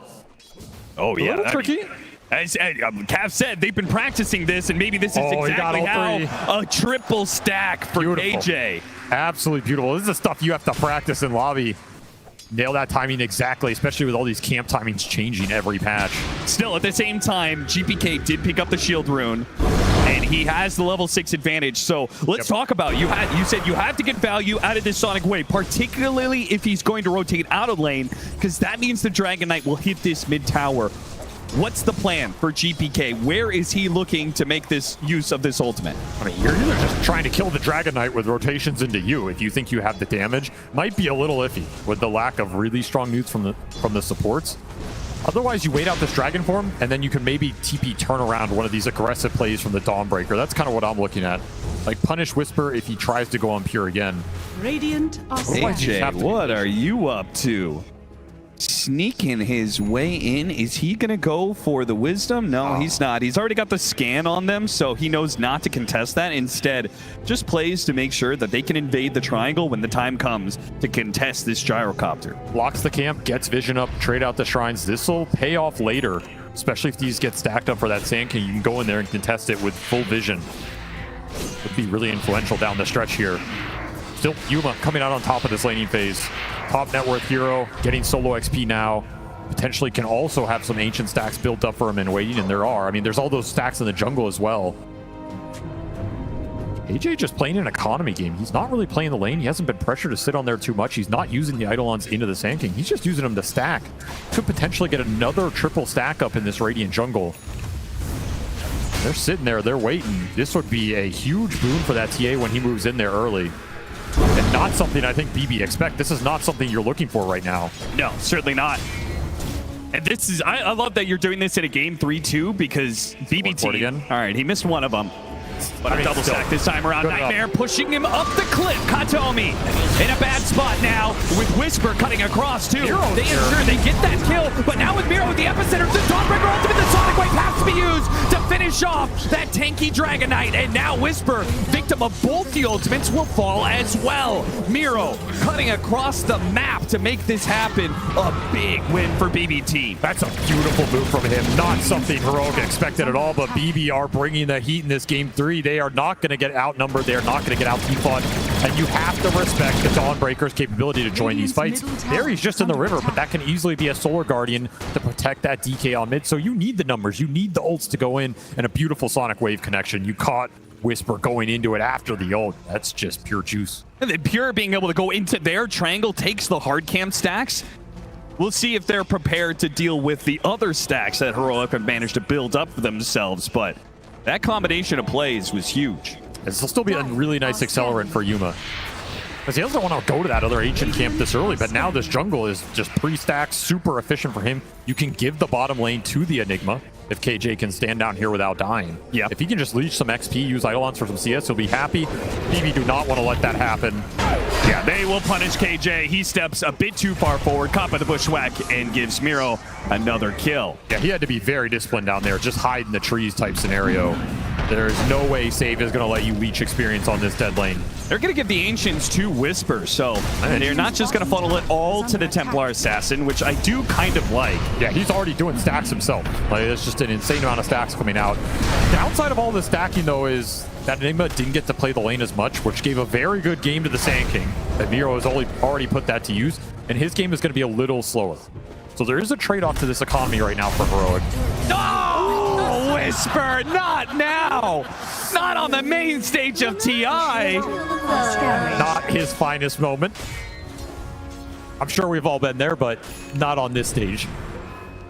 Meanwhile, on the other side, the opposing offlaner, he's clearing out stacks and has his Blink Dagger. So BB team are about to pick up the tempo more than they already have. He is so farmed, man. This TA has 112 CS, and this Sand King is above him in net worth right now. It's crazy. That is a ridiculous start for the playmaker here on the side of BB. Maybe they insta-smoke with this and try and look for the play, because he has Epicenter available as well, Max Sandstorm, and he is strong. You would love to fight around one of these tier 1s to transition it into an objective. If you combine the Queen of Pain plus the Sand King right now, you can win any fight. It's an overwhelming amount of damage. What a move from BB team, abandoning the off lane here. They baited out KJ. King Jungle sat in that safe lane, expecting BB team to go on him again, but two-man smoke is going to be spoiled, and instead they'll try and take the offlane tower. Are fortified. There's that smoke. Here comes that Blink Dagger. KJ nice to try and stop it as best he can, using the Eidolons to tank the tower. The Siege Wagon chips away at it, and BB team will reveal some of their heroes. The full extent not known by King Jungle's not hit by the Burrow Strike, but the Bushwhack will certainly land, and they'll still have a glimpse back when necessary. Pull them back in a little bit. BB team are very scared to go in on this. They just don't know what's behind King Jungles. They had the right idea. The Heroic was behind him. They finally commit. A bit of an overcommitment with GPK dropping the Sonic Wave. I mean, maybe he just wanted the kill, but he didn't even get it. That was a lot overcommittal. I mean, this is a super important spell in this early game. If you don't even get the tower out of it, you're going to feel a little bad with that usage. Nonetheless, you did save the epicenter, so you can continue to move Miro around this map. Turn him into a massive threat, and another double stack on this triangle. Just gotten out of control. There was the early ward placed there. Still up, by the way. This never got dewarded on the cliff.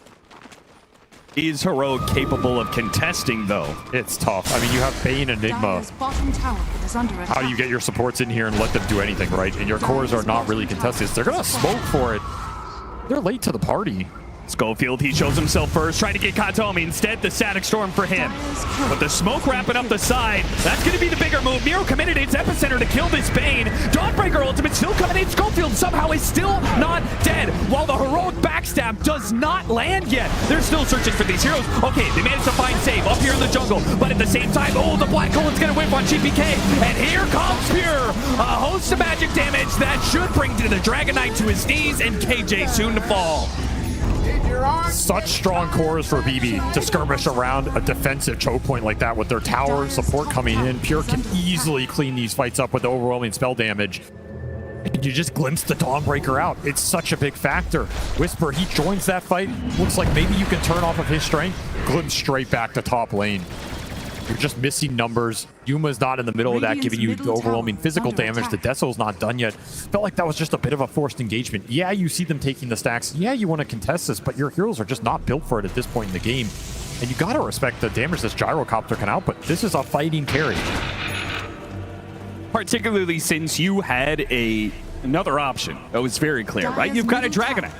If they're going to back off and take off, their jungle, their stacks, then you've got a Dragon Knight to pressure these towers. But instead, the tier 1 mid and the tier 1 safe lane are still up for BBT. You're also just close to big items. Like that Blink just arrived for the DK. That's a clean initiation when he runs up the hill in the Queen of Pain. You can maybe make a play off that.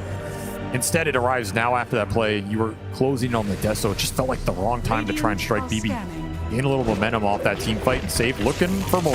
Yeah, Katomi, he tried to go for the Wisdom Shrine, see if he could sneak a Nightmare play. But he will be caught and killed on that. Ooh, amp damage room top as well, GPK. Pick it up for free right here, closing in on that level 12. Such a powerful rune at this point in the game for this hero. Not only is BB team getting the kills, obviously, with a score of 11-4 to their favor, but it feels like they're actually catching up in stacks. They definitely recovered the stack game. Early, it went Heroic's way. Now, mid-game, it went their way. And they're just continuing to play off of Miro's strengths. Absolute beast in these smoke ganks. A lot of early smokes committed. That might be something that comes back to haunt you when the Roche is a contestable objective later, but for now they are working, and it's giving you a lot of map control, especially if you get this tier 1 off this play. And Pure's going to make sure they do get it. Miro behind them, ready to go with the epicenter. It's not possible for Heroic to stop this. Radiant's middle tower has fallen. Taking advantage of the fact that the Enigma is just not that strong on the map compared to the outrange of the Disruptor. Hoodwink, Pure.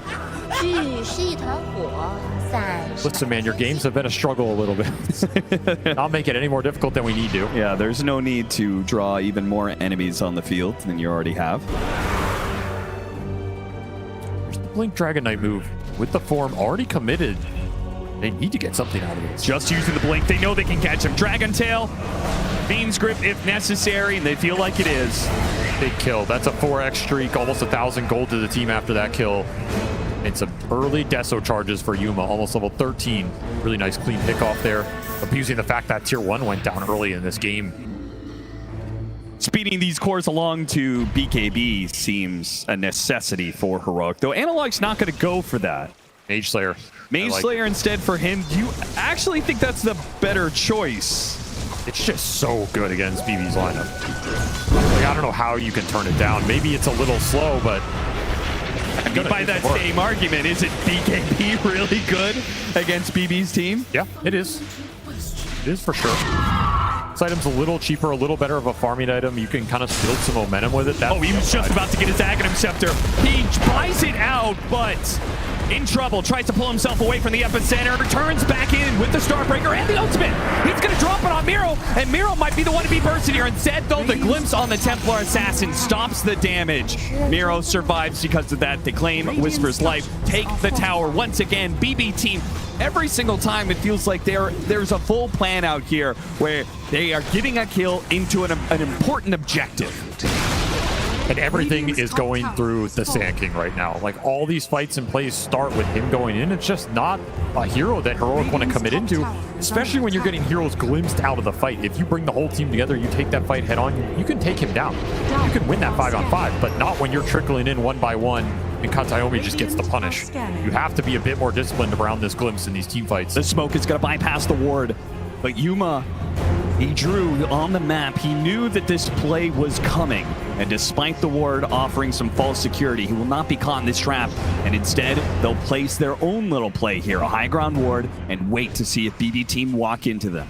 His map reads have been immaculate this event. Radiant's bottom tower is under Absolutely attack. one of the hardest carries to kill this international, and BB trying to accomplish the near impossible. Will not find him. Have to just gate top, but who are you going to find up here? Dire's top tower It's just Eidolon's pushing the wave. Radiant's bottom tower has It does at least ensure that the tier 1 goes down, but they've left Pure alone here. Heroic, they catch him on this Ancient stack. It's hard to do, though. There's a defensive ward around that Ancient stack. The Watcher is up. Instead, they're going to spot save. A much easier kill. Dragon Tail stays pretty tanky, but they get the Nightmare to pull him back in. Whoa, got canceled there. Fiend's Grip. He'll finally go down. Nice little pick off this ward in their own jungle. It's designed to do. And slowing down the vessel is going to be huge for Analog's game. Definitely helps. I mean, they have a lot of defensive vision right now. Heroic just trying to play on their side of the map, play around these wards that are giving him a little extra info, let BB run into them. It's kind of been the MO of this game so far. They have one ward across the river, and it's that Radiant ward bottom, which sees literally nothing, by the way, because it got replanted on by trees. So not the most useful in terms of information. And there's the Ags for the Sand King. Incredible timing here. 5-1 and 4 start. He is going to do some serious damage in the team fights if he goes unchecked. And I don't really know how you stop him unless you get the initiation, which Heroic hasn't really managed to do in this game. Yeah, it's really dangerous to try and counterplay this team against the glimpse, against the AoE damage. There's just so much waiting for you when you drop in. Maybe the one upside for Heroic here is if the game slows down, like their team is the one that can kill Roshan very quickly off the TA, whereas it's a lot slower for BB. Yeah, they're a lot more magic damage AoE oriented. That Rosh is not so easy to bring down, so they can't. It's a little difficult to force objectives right now, even though they feel like they have the team fight advantage. They will likely take Tormentor here. That's the one they can do. There's BKB for the Templar Assassin. This is contestable. I really thought they were just gonna accept that they would give up Tormentor in exchange for, I mean, look at playing for farm, but the item timing, right? You got BKB on the TA, you got the Mage Slayer on the Dragon Knight, and you have Blink Dagger on King Jungles. This could be a super pivotal item. The first fight where that Enigma has Blink, sometimes you clump a little too much, he gets that big black hole. BB team are not doing the Tormentor. They're waiting and waiting. Patience may just pay off here. Schofield, he's going to be the one to break. They got the vision on him. Trying to get a ward up there. Does manage to spot out at least the Sand King. Analog blinks over the initiation. Got the Dragon Tail stun into a little bit more of the Stormbreaker and the JPK, but it goes away. And JPK, not dead yet, gets off the Sonic Wave and stays standing. These glimpses have destroyed them in the fight. How do you stop them if you don't have BKBs on all your cores? Still a black hole here. He's still right here. Black hole goes out, but immediate glimpse. Still the Whisper. He hits the Starbreaker. Oh, he's pure. One more melt hit and they've got him. Whisper, he runs headlong into BB team, accepting that this life is forfeit. He'll help get Yuma out of here. Will Yuma completely escape? KJ, he'll make sure that Yuma backs away. Yuma, you gotta get out of here. Oh, he's turning and fighting. This is insane. He's got Schofield trying him out. Well, tries to blow up the save. Meanwhile, the Fiend's grip on GPK. GPK does end up going down. Yuma fighting for his life underneath the Sandstorm and winning with the buybacks coming out from the Heroic supports. They'll find another. And two down. Make it a third. What the hell was that? Yuma and Schofield make the call. A 2 versus 4 to turn the whole damn game. You have to play with confidence at TI. You have to go for the big plays. Yuma says, I don't care if we lost the fight. I'm going to make my own. I'm going to win my own. What a turn and what a call from the Heroic carry. They're going to get this Tormentor. That could have been the game just being over for Heroic. Instead, they've given themselves the lead in a game 3. Such a difficult call to make, and they played it perfectly. And this black hole, that's as much as you can get there, right? It goes off just long enough that you're able to secure that gyrocopter kill. That's what you want. You're going to have to pay some price to bring him down. But man, I was like, why is Yuma lingering here? There's nothing left to be done. But the Bane coming in with grip is just enough to give you confidence to go for this play. Nobody could cancel it. Yeah, what happens if Miro was able to, if he had Burrow Strike up to stop that Fiend's Grip in the first place? It could have been such a different fight, but instead, Heroic. Now they've got quite the lead. 2,000 net worth up. Schofield, he'll be picked off by BB Team, who are threatening the Roshan. Schofield's got some information on that. We'll get it. Looking for the glimpse. Not quite. I mean, they were threatening Roche, but this is a very slow Roche. Yeah. Again, they can't force the issue when they feel strong. That is the good news for Heroic. And man, Yuma is massive now. Level 18 on this Templar Assassin, 12 Deso charges. He gets this Daedalus, he is going to cook them in the fight. This lineup has a big weakness in it, which is the man fight potential. The ability to stand there and fight a BKB carry. The Gyro cannot deliver in that department for some time, which is why he desperately wants this Aegis right now. It's slow, but BB Team confident that they can still win the fight. Oh no! What a fast reaction from King Jungles. Pulled back in, but he's completely went down on that Static Storm. Still though, wait, indicates the trouble once again. We've seen this one before, but the Bushwhack saves him this time. And an epicenter demolishing Heroic right in the middle. Still though, Yuma had a chance, couldn't kill Miro. BKB TP out, Whisper dies as he gets run down. Same as Schofield. BB Team, they hit right back. Saves Hoodwink is so goddamn good. It is ridiculous. He has delivered time and time again on this hero. He always finds the Bushwhack at the exact moment BB Team needed in the fight. They get a swift Roshan into a team fight victory. The momentum swings back their way up 2K, and now this Gyro can take the fight to the Templar Assassin because he has 2 lives to do it. Ags online, Manta online, and an Ags delivered for the Queen of Pain. That will be GPK's item of choice to try and scale into this one. Could be pretty nasty against this lineup that's already a little clunky and doesn't have that much mobility along all 3 of their cores. You get hit by these daggers, it's just going to kite you out. It's going to make your life miserable. You're going to be stuck in the sandstorm. This team fight is not getting easier for you right now. You have a black hole available. Go for a quick solo pickoff. I mean, the Sand King is everything to BB Team. So when he's dead for this 45 seconds, it does give Heroic free reign. Nice find. Absolutely drop this Enigma ultimate to take a core off the map. That's a lot of time to recover, get the farm back up.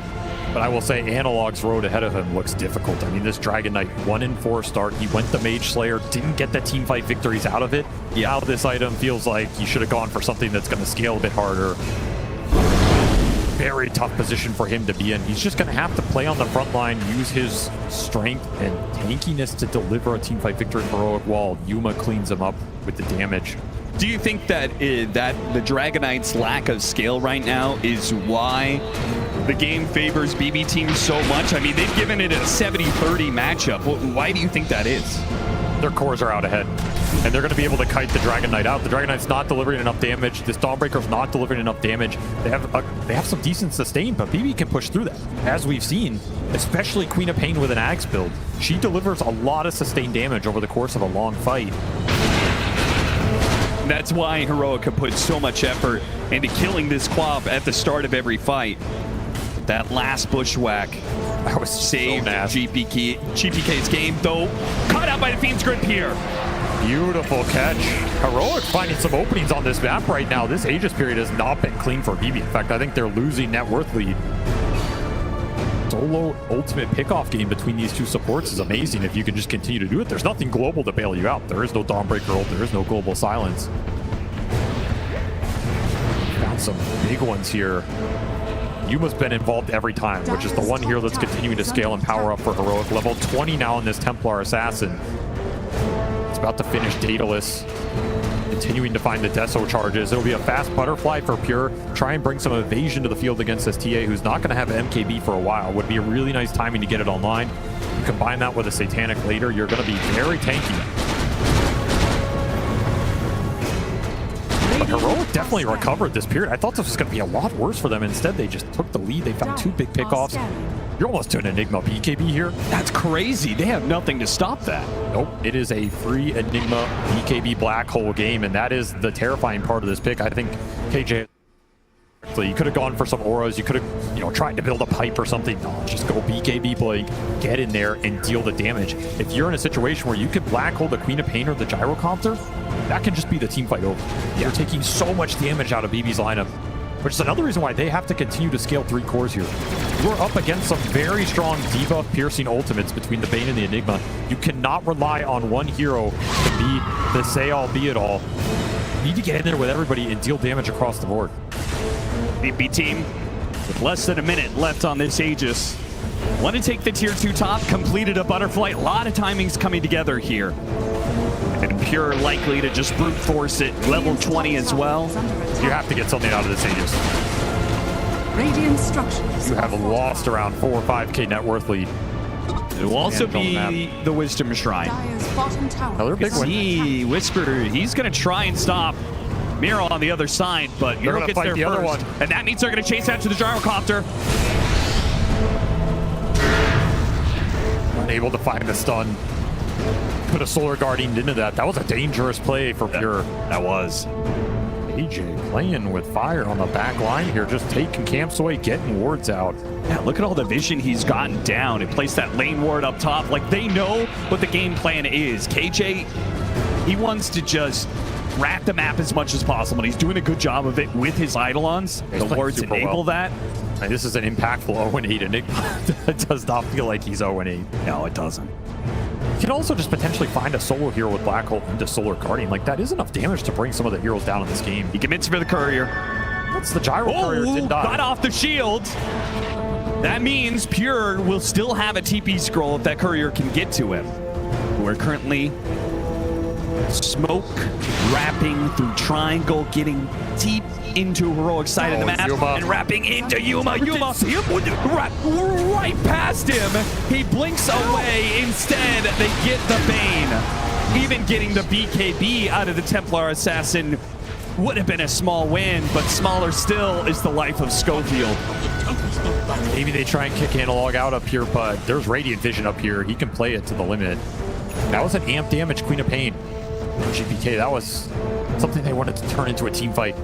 Won't get it. We'll have to probably wait for this next Roshan if Heroic continue to dodge. So there's the BKB for KJ. Their team fight's online. It looks scary, man. This black hole is going to be a big problem if you clump.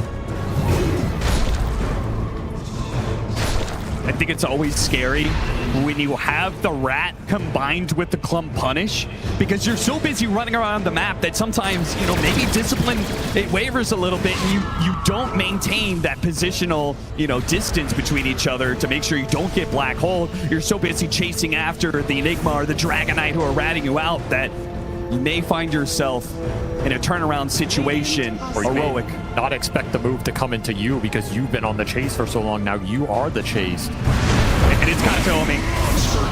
2-shot casually by Yuma. The rest of the smoke not revealed yet. Now it shows on the Save. Save shoots himself down to the low ground, but revealed. The trees are taken away from him. All cover gone. And Yuma, a godlike spree for him and his Templar Assassin as they regain control. Just feels like Heroic. A better read on this map right now. Yuma just playing out of his mind. A perfect game from him so far. 9-0. TA has an insane amount of Deso charges, an insane amount of damage, and if you give him an Aegis in this game, that was an important reason why BB took it away. You do not want to put Aegises on this Templar Assassin. That fight becomes impossible. Just outmaneuvering him right now. They have found more pickoffs. They've gotten the lanes in better. They've got deeper vision, more information to play off of. It kind of feels like they're outscaling him. Like, they have this Enigma backup. They have this Bane grip that can come out. I don't know what this Gyro is supposed to do in these late game fights against all these debuff piercing ultimates. You can recover this Dragon Knight's game. It's not possible. He already has that BKB done. He can build into some damage. You can get a Bloodthorn here. You can eventually get to Black Dragon if you want it. You can get a Mjolnir. Whatever your choice is, the DK is going to do some serious damage. There's a lot of pressure on BB to try and find something here in the next 5 or so minutes leading into this next Roshan.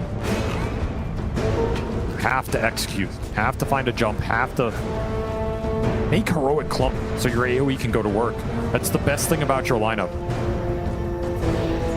Are they ever going to have anything that stops BKB TP out?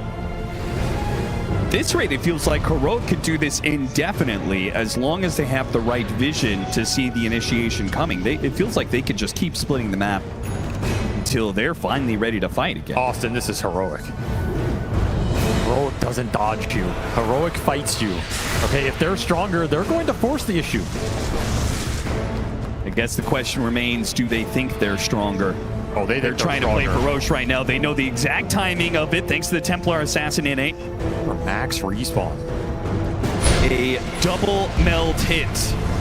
It's fast. It's going to be so fast that BB Team, even if they were to move right now, they wouldn't get there in time. Such a big win. I mean, it's not just a win because you get an Aegis on a TA. It's a win because there was never a team fight around this point for BB.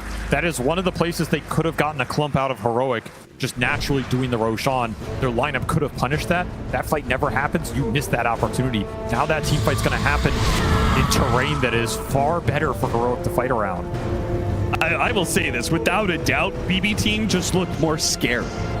Right? They've clumped all the way. They're just 5-manning across the map non-stop. Heroic, they're playing with some risk, right? Their heroes are split up around the map, and as a result, the net worth that they pulled back into their favor has swung this win probability to almost an even game. I will say Pure is hitting his power point, right? That Satanic's done. He has the butterfly. There is no evasion Pierce on this TA yet. You get some good evasion procs in that fight. You get a good Satanic off. You can live for a very long time here. You can maybe even survive some of those big ults coming out from the supports. But you're right, they're playing a little scared. I mean, there's a Tormentor sitting there right behind him. They're expecting the fight, but how long can you wait for this?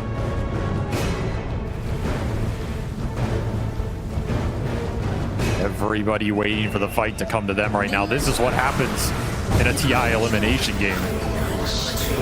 You do not want to be the first to pull the trigger. BB Team, how long are you willing to sit here? You got to just do this Tormentor, right? They're trying to bait it a little bit. But what if Heroic never want to contest? What if they just want to farm? This is where patience can be rewarded. They just walked over that observer ward, BB. They got information. That's what they wanted. They saw 2 cores up here. Can you get the jump? A little bit out of sight. They spot Yuma. Yuma's right underneath the ward. Can Miro get this initiation? He has They've got to chain the stuns. Yuma's walking into them. Oh, wait! They make a little bit of a jump there, but this gives Yuma. They don't want to go after this Aegis hero. But they want Analog. After option, they go for Analog. Miss Burrow! And the BKB goes off from Analog. BB Team, can they recover this? Instead, they find Schofield. But Dragonite, he jumps into the back line, and that gives the opening Whisper. Hit 3. A massive ultimate. And now a black hole! Sonic wave from the top. A Solar Guardian. That will be the nail in the coffin for BB Team. You clumped against a lineup that punishes you so damn hard every time. The confident jump from Analog, knowing his team will back him up even with the BKB expiring. You have Aegis to play with. It let Yuma frontline. BB saw no good targets. They got pushed into a corner, and they had no answer for the team fight supremacy that was double Solar Guardian Black Hole. That ult from Whisper stunned everybody just on the edge. Heroic break this game open. They are going high ground. 11k gold lead, 2 minutes on the Aegis. No buyback available for this gyro for 40. This should be 1 lane, maybe 2, guaranteed. And a potential top 4 for the first time in Dota history for a South American squad. The spirit of an entire region behind Heroic, and they're playing like it. They're playing with that aggression, with that fearlessness. And now they've got full, firm control over this game. 13,000 net worth lead, and an Aegis still for a minute and a half. A banner still for another push if they want to try for it. BB Team, they push outside of the base. They find Schofield, something small to work with. Heroic, say you can have him. Let's die back on the Bane. At least you get some time to regroup here. But how is the team fight getting better for you? That's the big question BB have yet to address. You can put your gyro on the front line. You can maybe just say, okay, we messed up that burrow strike. We lost a lot of the Sand King's damage, but there are BKBs on the side of the road. There's double Solar Guardian to help you sustain through it. And the black hole threat is just immense right now. You don't have a clear answer to it. You can sense the frustration. You can sense the dire situation BB are in right now.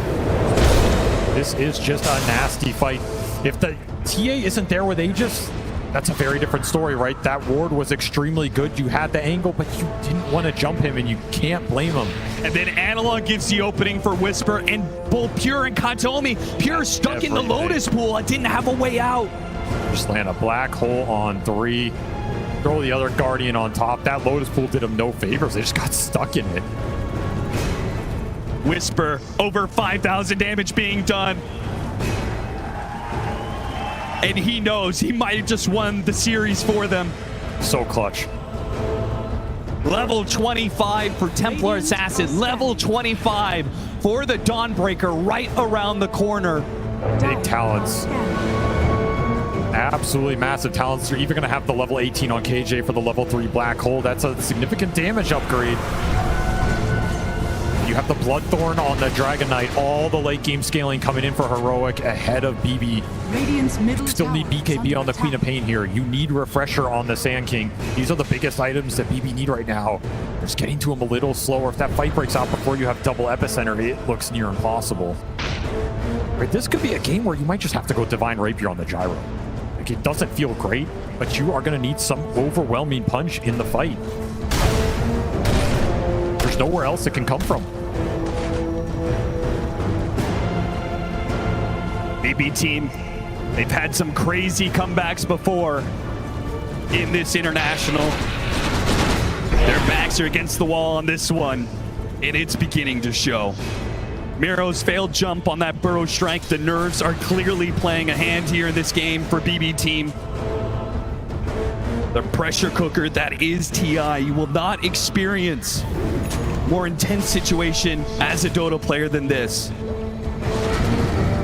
You can't practice for it. You just have to hope that decades of experience go the distance when it matters most. It's what it means to be clutch. You've either got it or you don't. Another Tormentor for Heroic. They're just getting so much right now. Analog's game completely recovered. Level 25 available for the Dawnbreaker and the TA. Yuma runs right into Pure. Hello. Not afraid at all. Some damage off that sharpshooter. They did get pretty low. And they will Solar Guardian just to make sure he does not get jumps in this instant. Miro trying to go for it, but a double BKB, and he's met with a Dragon Tail, a Fiend's Grip over the top, and once again, the initiation is denied. That was bizarre. They just let him sleep there forever. I don't know if that was a bait or just, it was so janky, but BB fell for it. They ended up losing their Sand King, who was on his way to that Refresher. They might have to take this fight without him. Need to find something here. He has no buyback. A quick pick up on Schofield would do wonder for them. They do have a Static Storm. There's no BKB, so Solar Guardian goes out. It's got the black hole. It's catching the Gyrocopter. Sonic Wave trying to push away. Here with his Satanic. He's keeping himself up. 1 versus 4 for them all. Trying to take down one of these cores. He's fighting up against Analog, and he's getting the life shield to keep himself up. BB team on the edge, but they will hold off that fall just a little longer. Dude, what a fight from Pure. He just gets in the middle of everybody with this Satanic Butterfly, gets a couple evasion procs. The Dragon Knight got us isolated, couldn't put the damage into him. He survives, gets a massive Satanic off, and finally able to deliver a killing blow to Heroic in this team fight. That was a very bold fight to take. 4 on 5 without your biggest team fighter. Beautiful execution here. Sonic Wave lands exactly when you needed it on all 3 cores. Look at Yuma up. Oh man, pushed up to that high ground. What can you do? And the daggers are just flying from GPK the entire time. They took such good advantage of that Dragon Knight being isolated in the kinetic field Static Storm, pulling a team fight win out of nowhere. BB do it again, and they're going to get Roche off this. This is going to be another Aegis for Pure to play with. Refresher Shard in the pit, Banner in the pit to take all of that away from Heroic. That would have been a game ender. The game has slipped through Heroic's grasp. They were in control. They were marching their way to victory. And now this is absolutely anybody's game. They've got to claw it back. I mean, is But this... BB team, they've got the momentum now. Is this divine territory for Pure? I ask it again. You have Aegis. You're getting close to that gold. You're running out of slots. This man has done it before at TI. It's not uncomfortable for him, and it might be what you need to win this game. Think it's Swift Blink. Refresher for Miro. So if they can find that initiation, Pure will be able to jump right into it, as will the Disruptor potentially. Now that Burrow Strike, it's a lot more deadly if it's an Ag Static Storm over the top of it. These are the opportunities BB need to win these fights. Didn't exist 4 or 5 minutes ago. They exist now. You have an opening. You can go in with this Burrow Strike and threaten any of these cores because that Ag Static Storm will be dropped on top. And there is no way to bail that hero out other than committing more with the Solar Guardians on top, with a black hole in the middle of everybody. It could work out for you. It could be an absolute disaster. Yeah, the more you throw it at, the higher the risk is, right? Maybe that Solar Guardian doesn't save you. Maybe you're just running into that Static Storm, and BB team on the hunt. 3.5 minutes left on this Aegis. Sweeping across the map, keeping that same 5-man formation. They say, if we're gonna go down, we're gonna go down together. Pure, he disassembled that butterfly for Swift Blink. Felt like the MKB was incoming for Yuma, which would have been his next item, but he doesn't have it yet. Kind of interesting to give up that evasion. You do have 2 lives off the Aegis and that Satanic. Especially since that evasion was entirely what saved him in that last engagement. Absolutely did work. Look at the Space Ward right here. This is incredibly nasty if you get caught on it. Something interesting to work with. They get a little information on the Dawnbreaker. And keep in mind, 25 hit for GPK. That's a Sonic Wave damage upgrade. This thing's hitting for 900, and he's the one who got the Refresher Shard off the Roche. So it's going to be double 900 damage, pure damage, Sonic Waves going into the fight, amped up even more. This is over 2,000 damage of Pure going into somebody. Somebody just has to take it. Heroic have to get the jump. It's the only option. And Pure is going to put them in a very uncomfortable position. With the banner drop and a Swift blinking into the base. You do not want to dive too deep, though. This is still a lineup that can look punish. At the cut. This is big.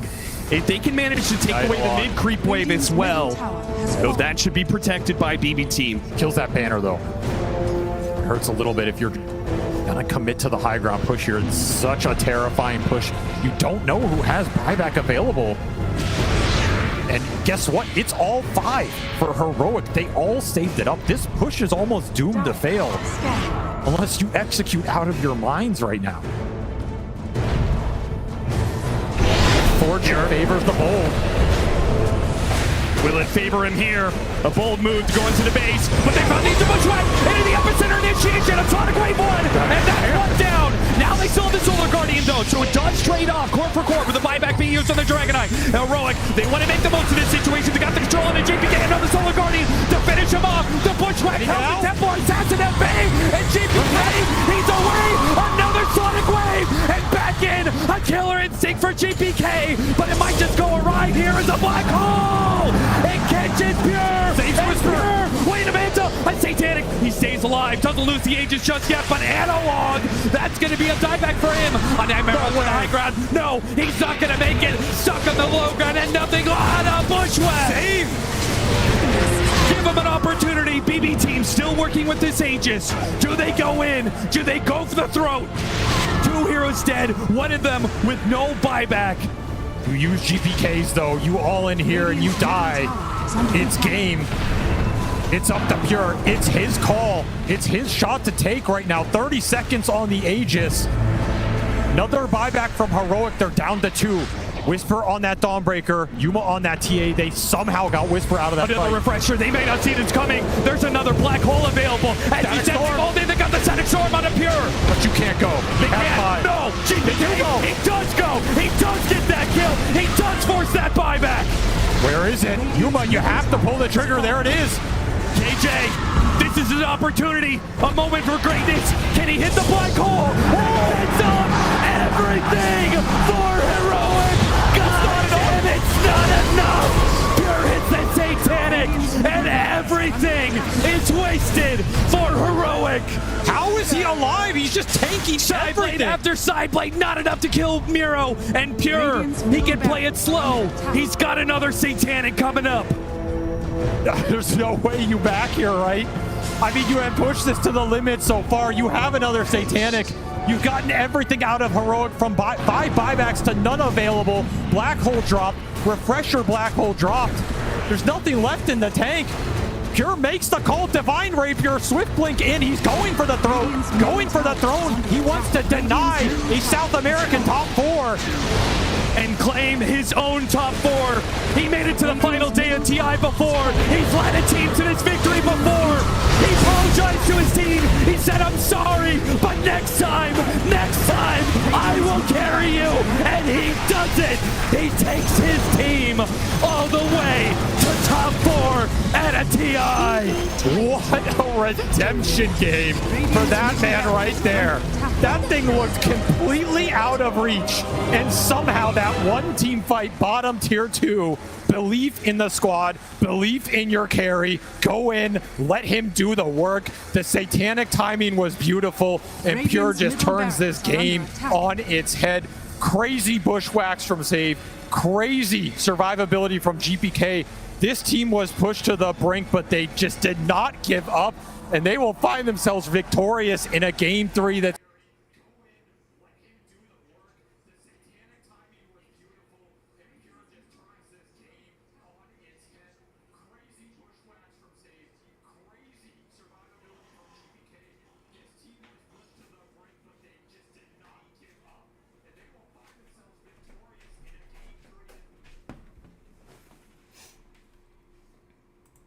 seemed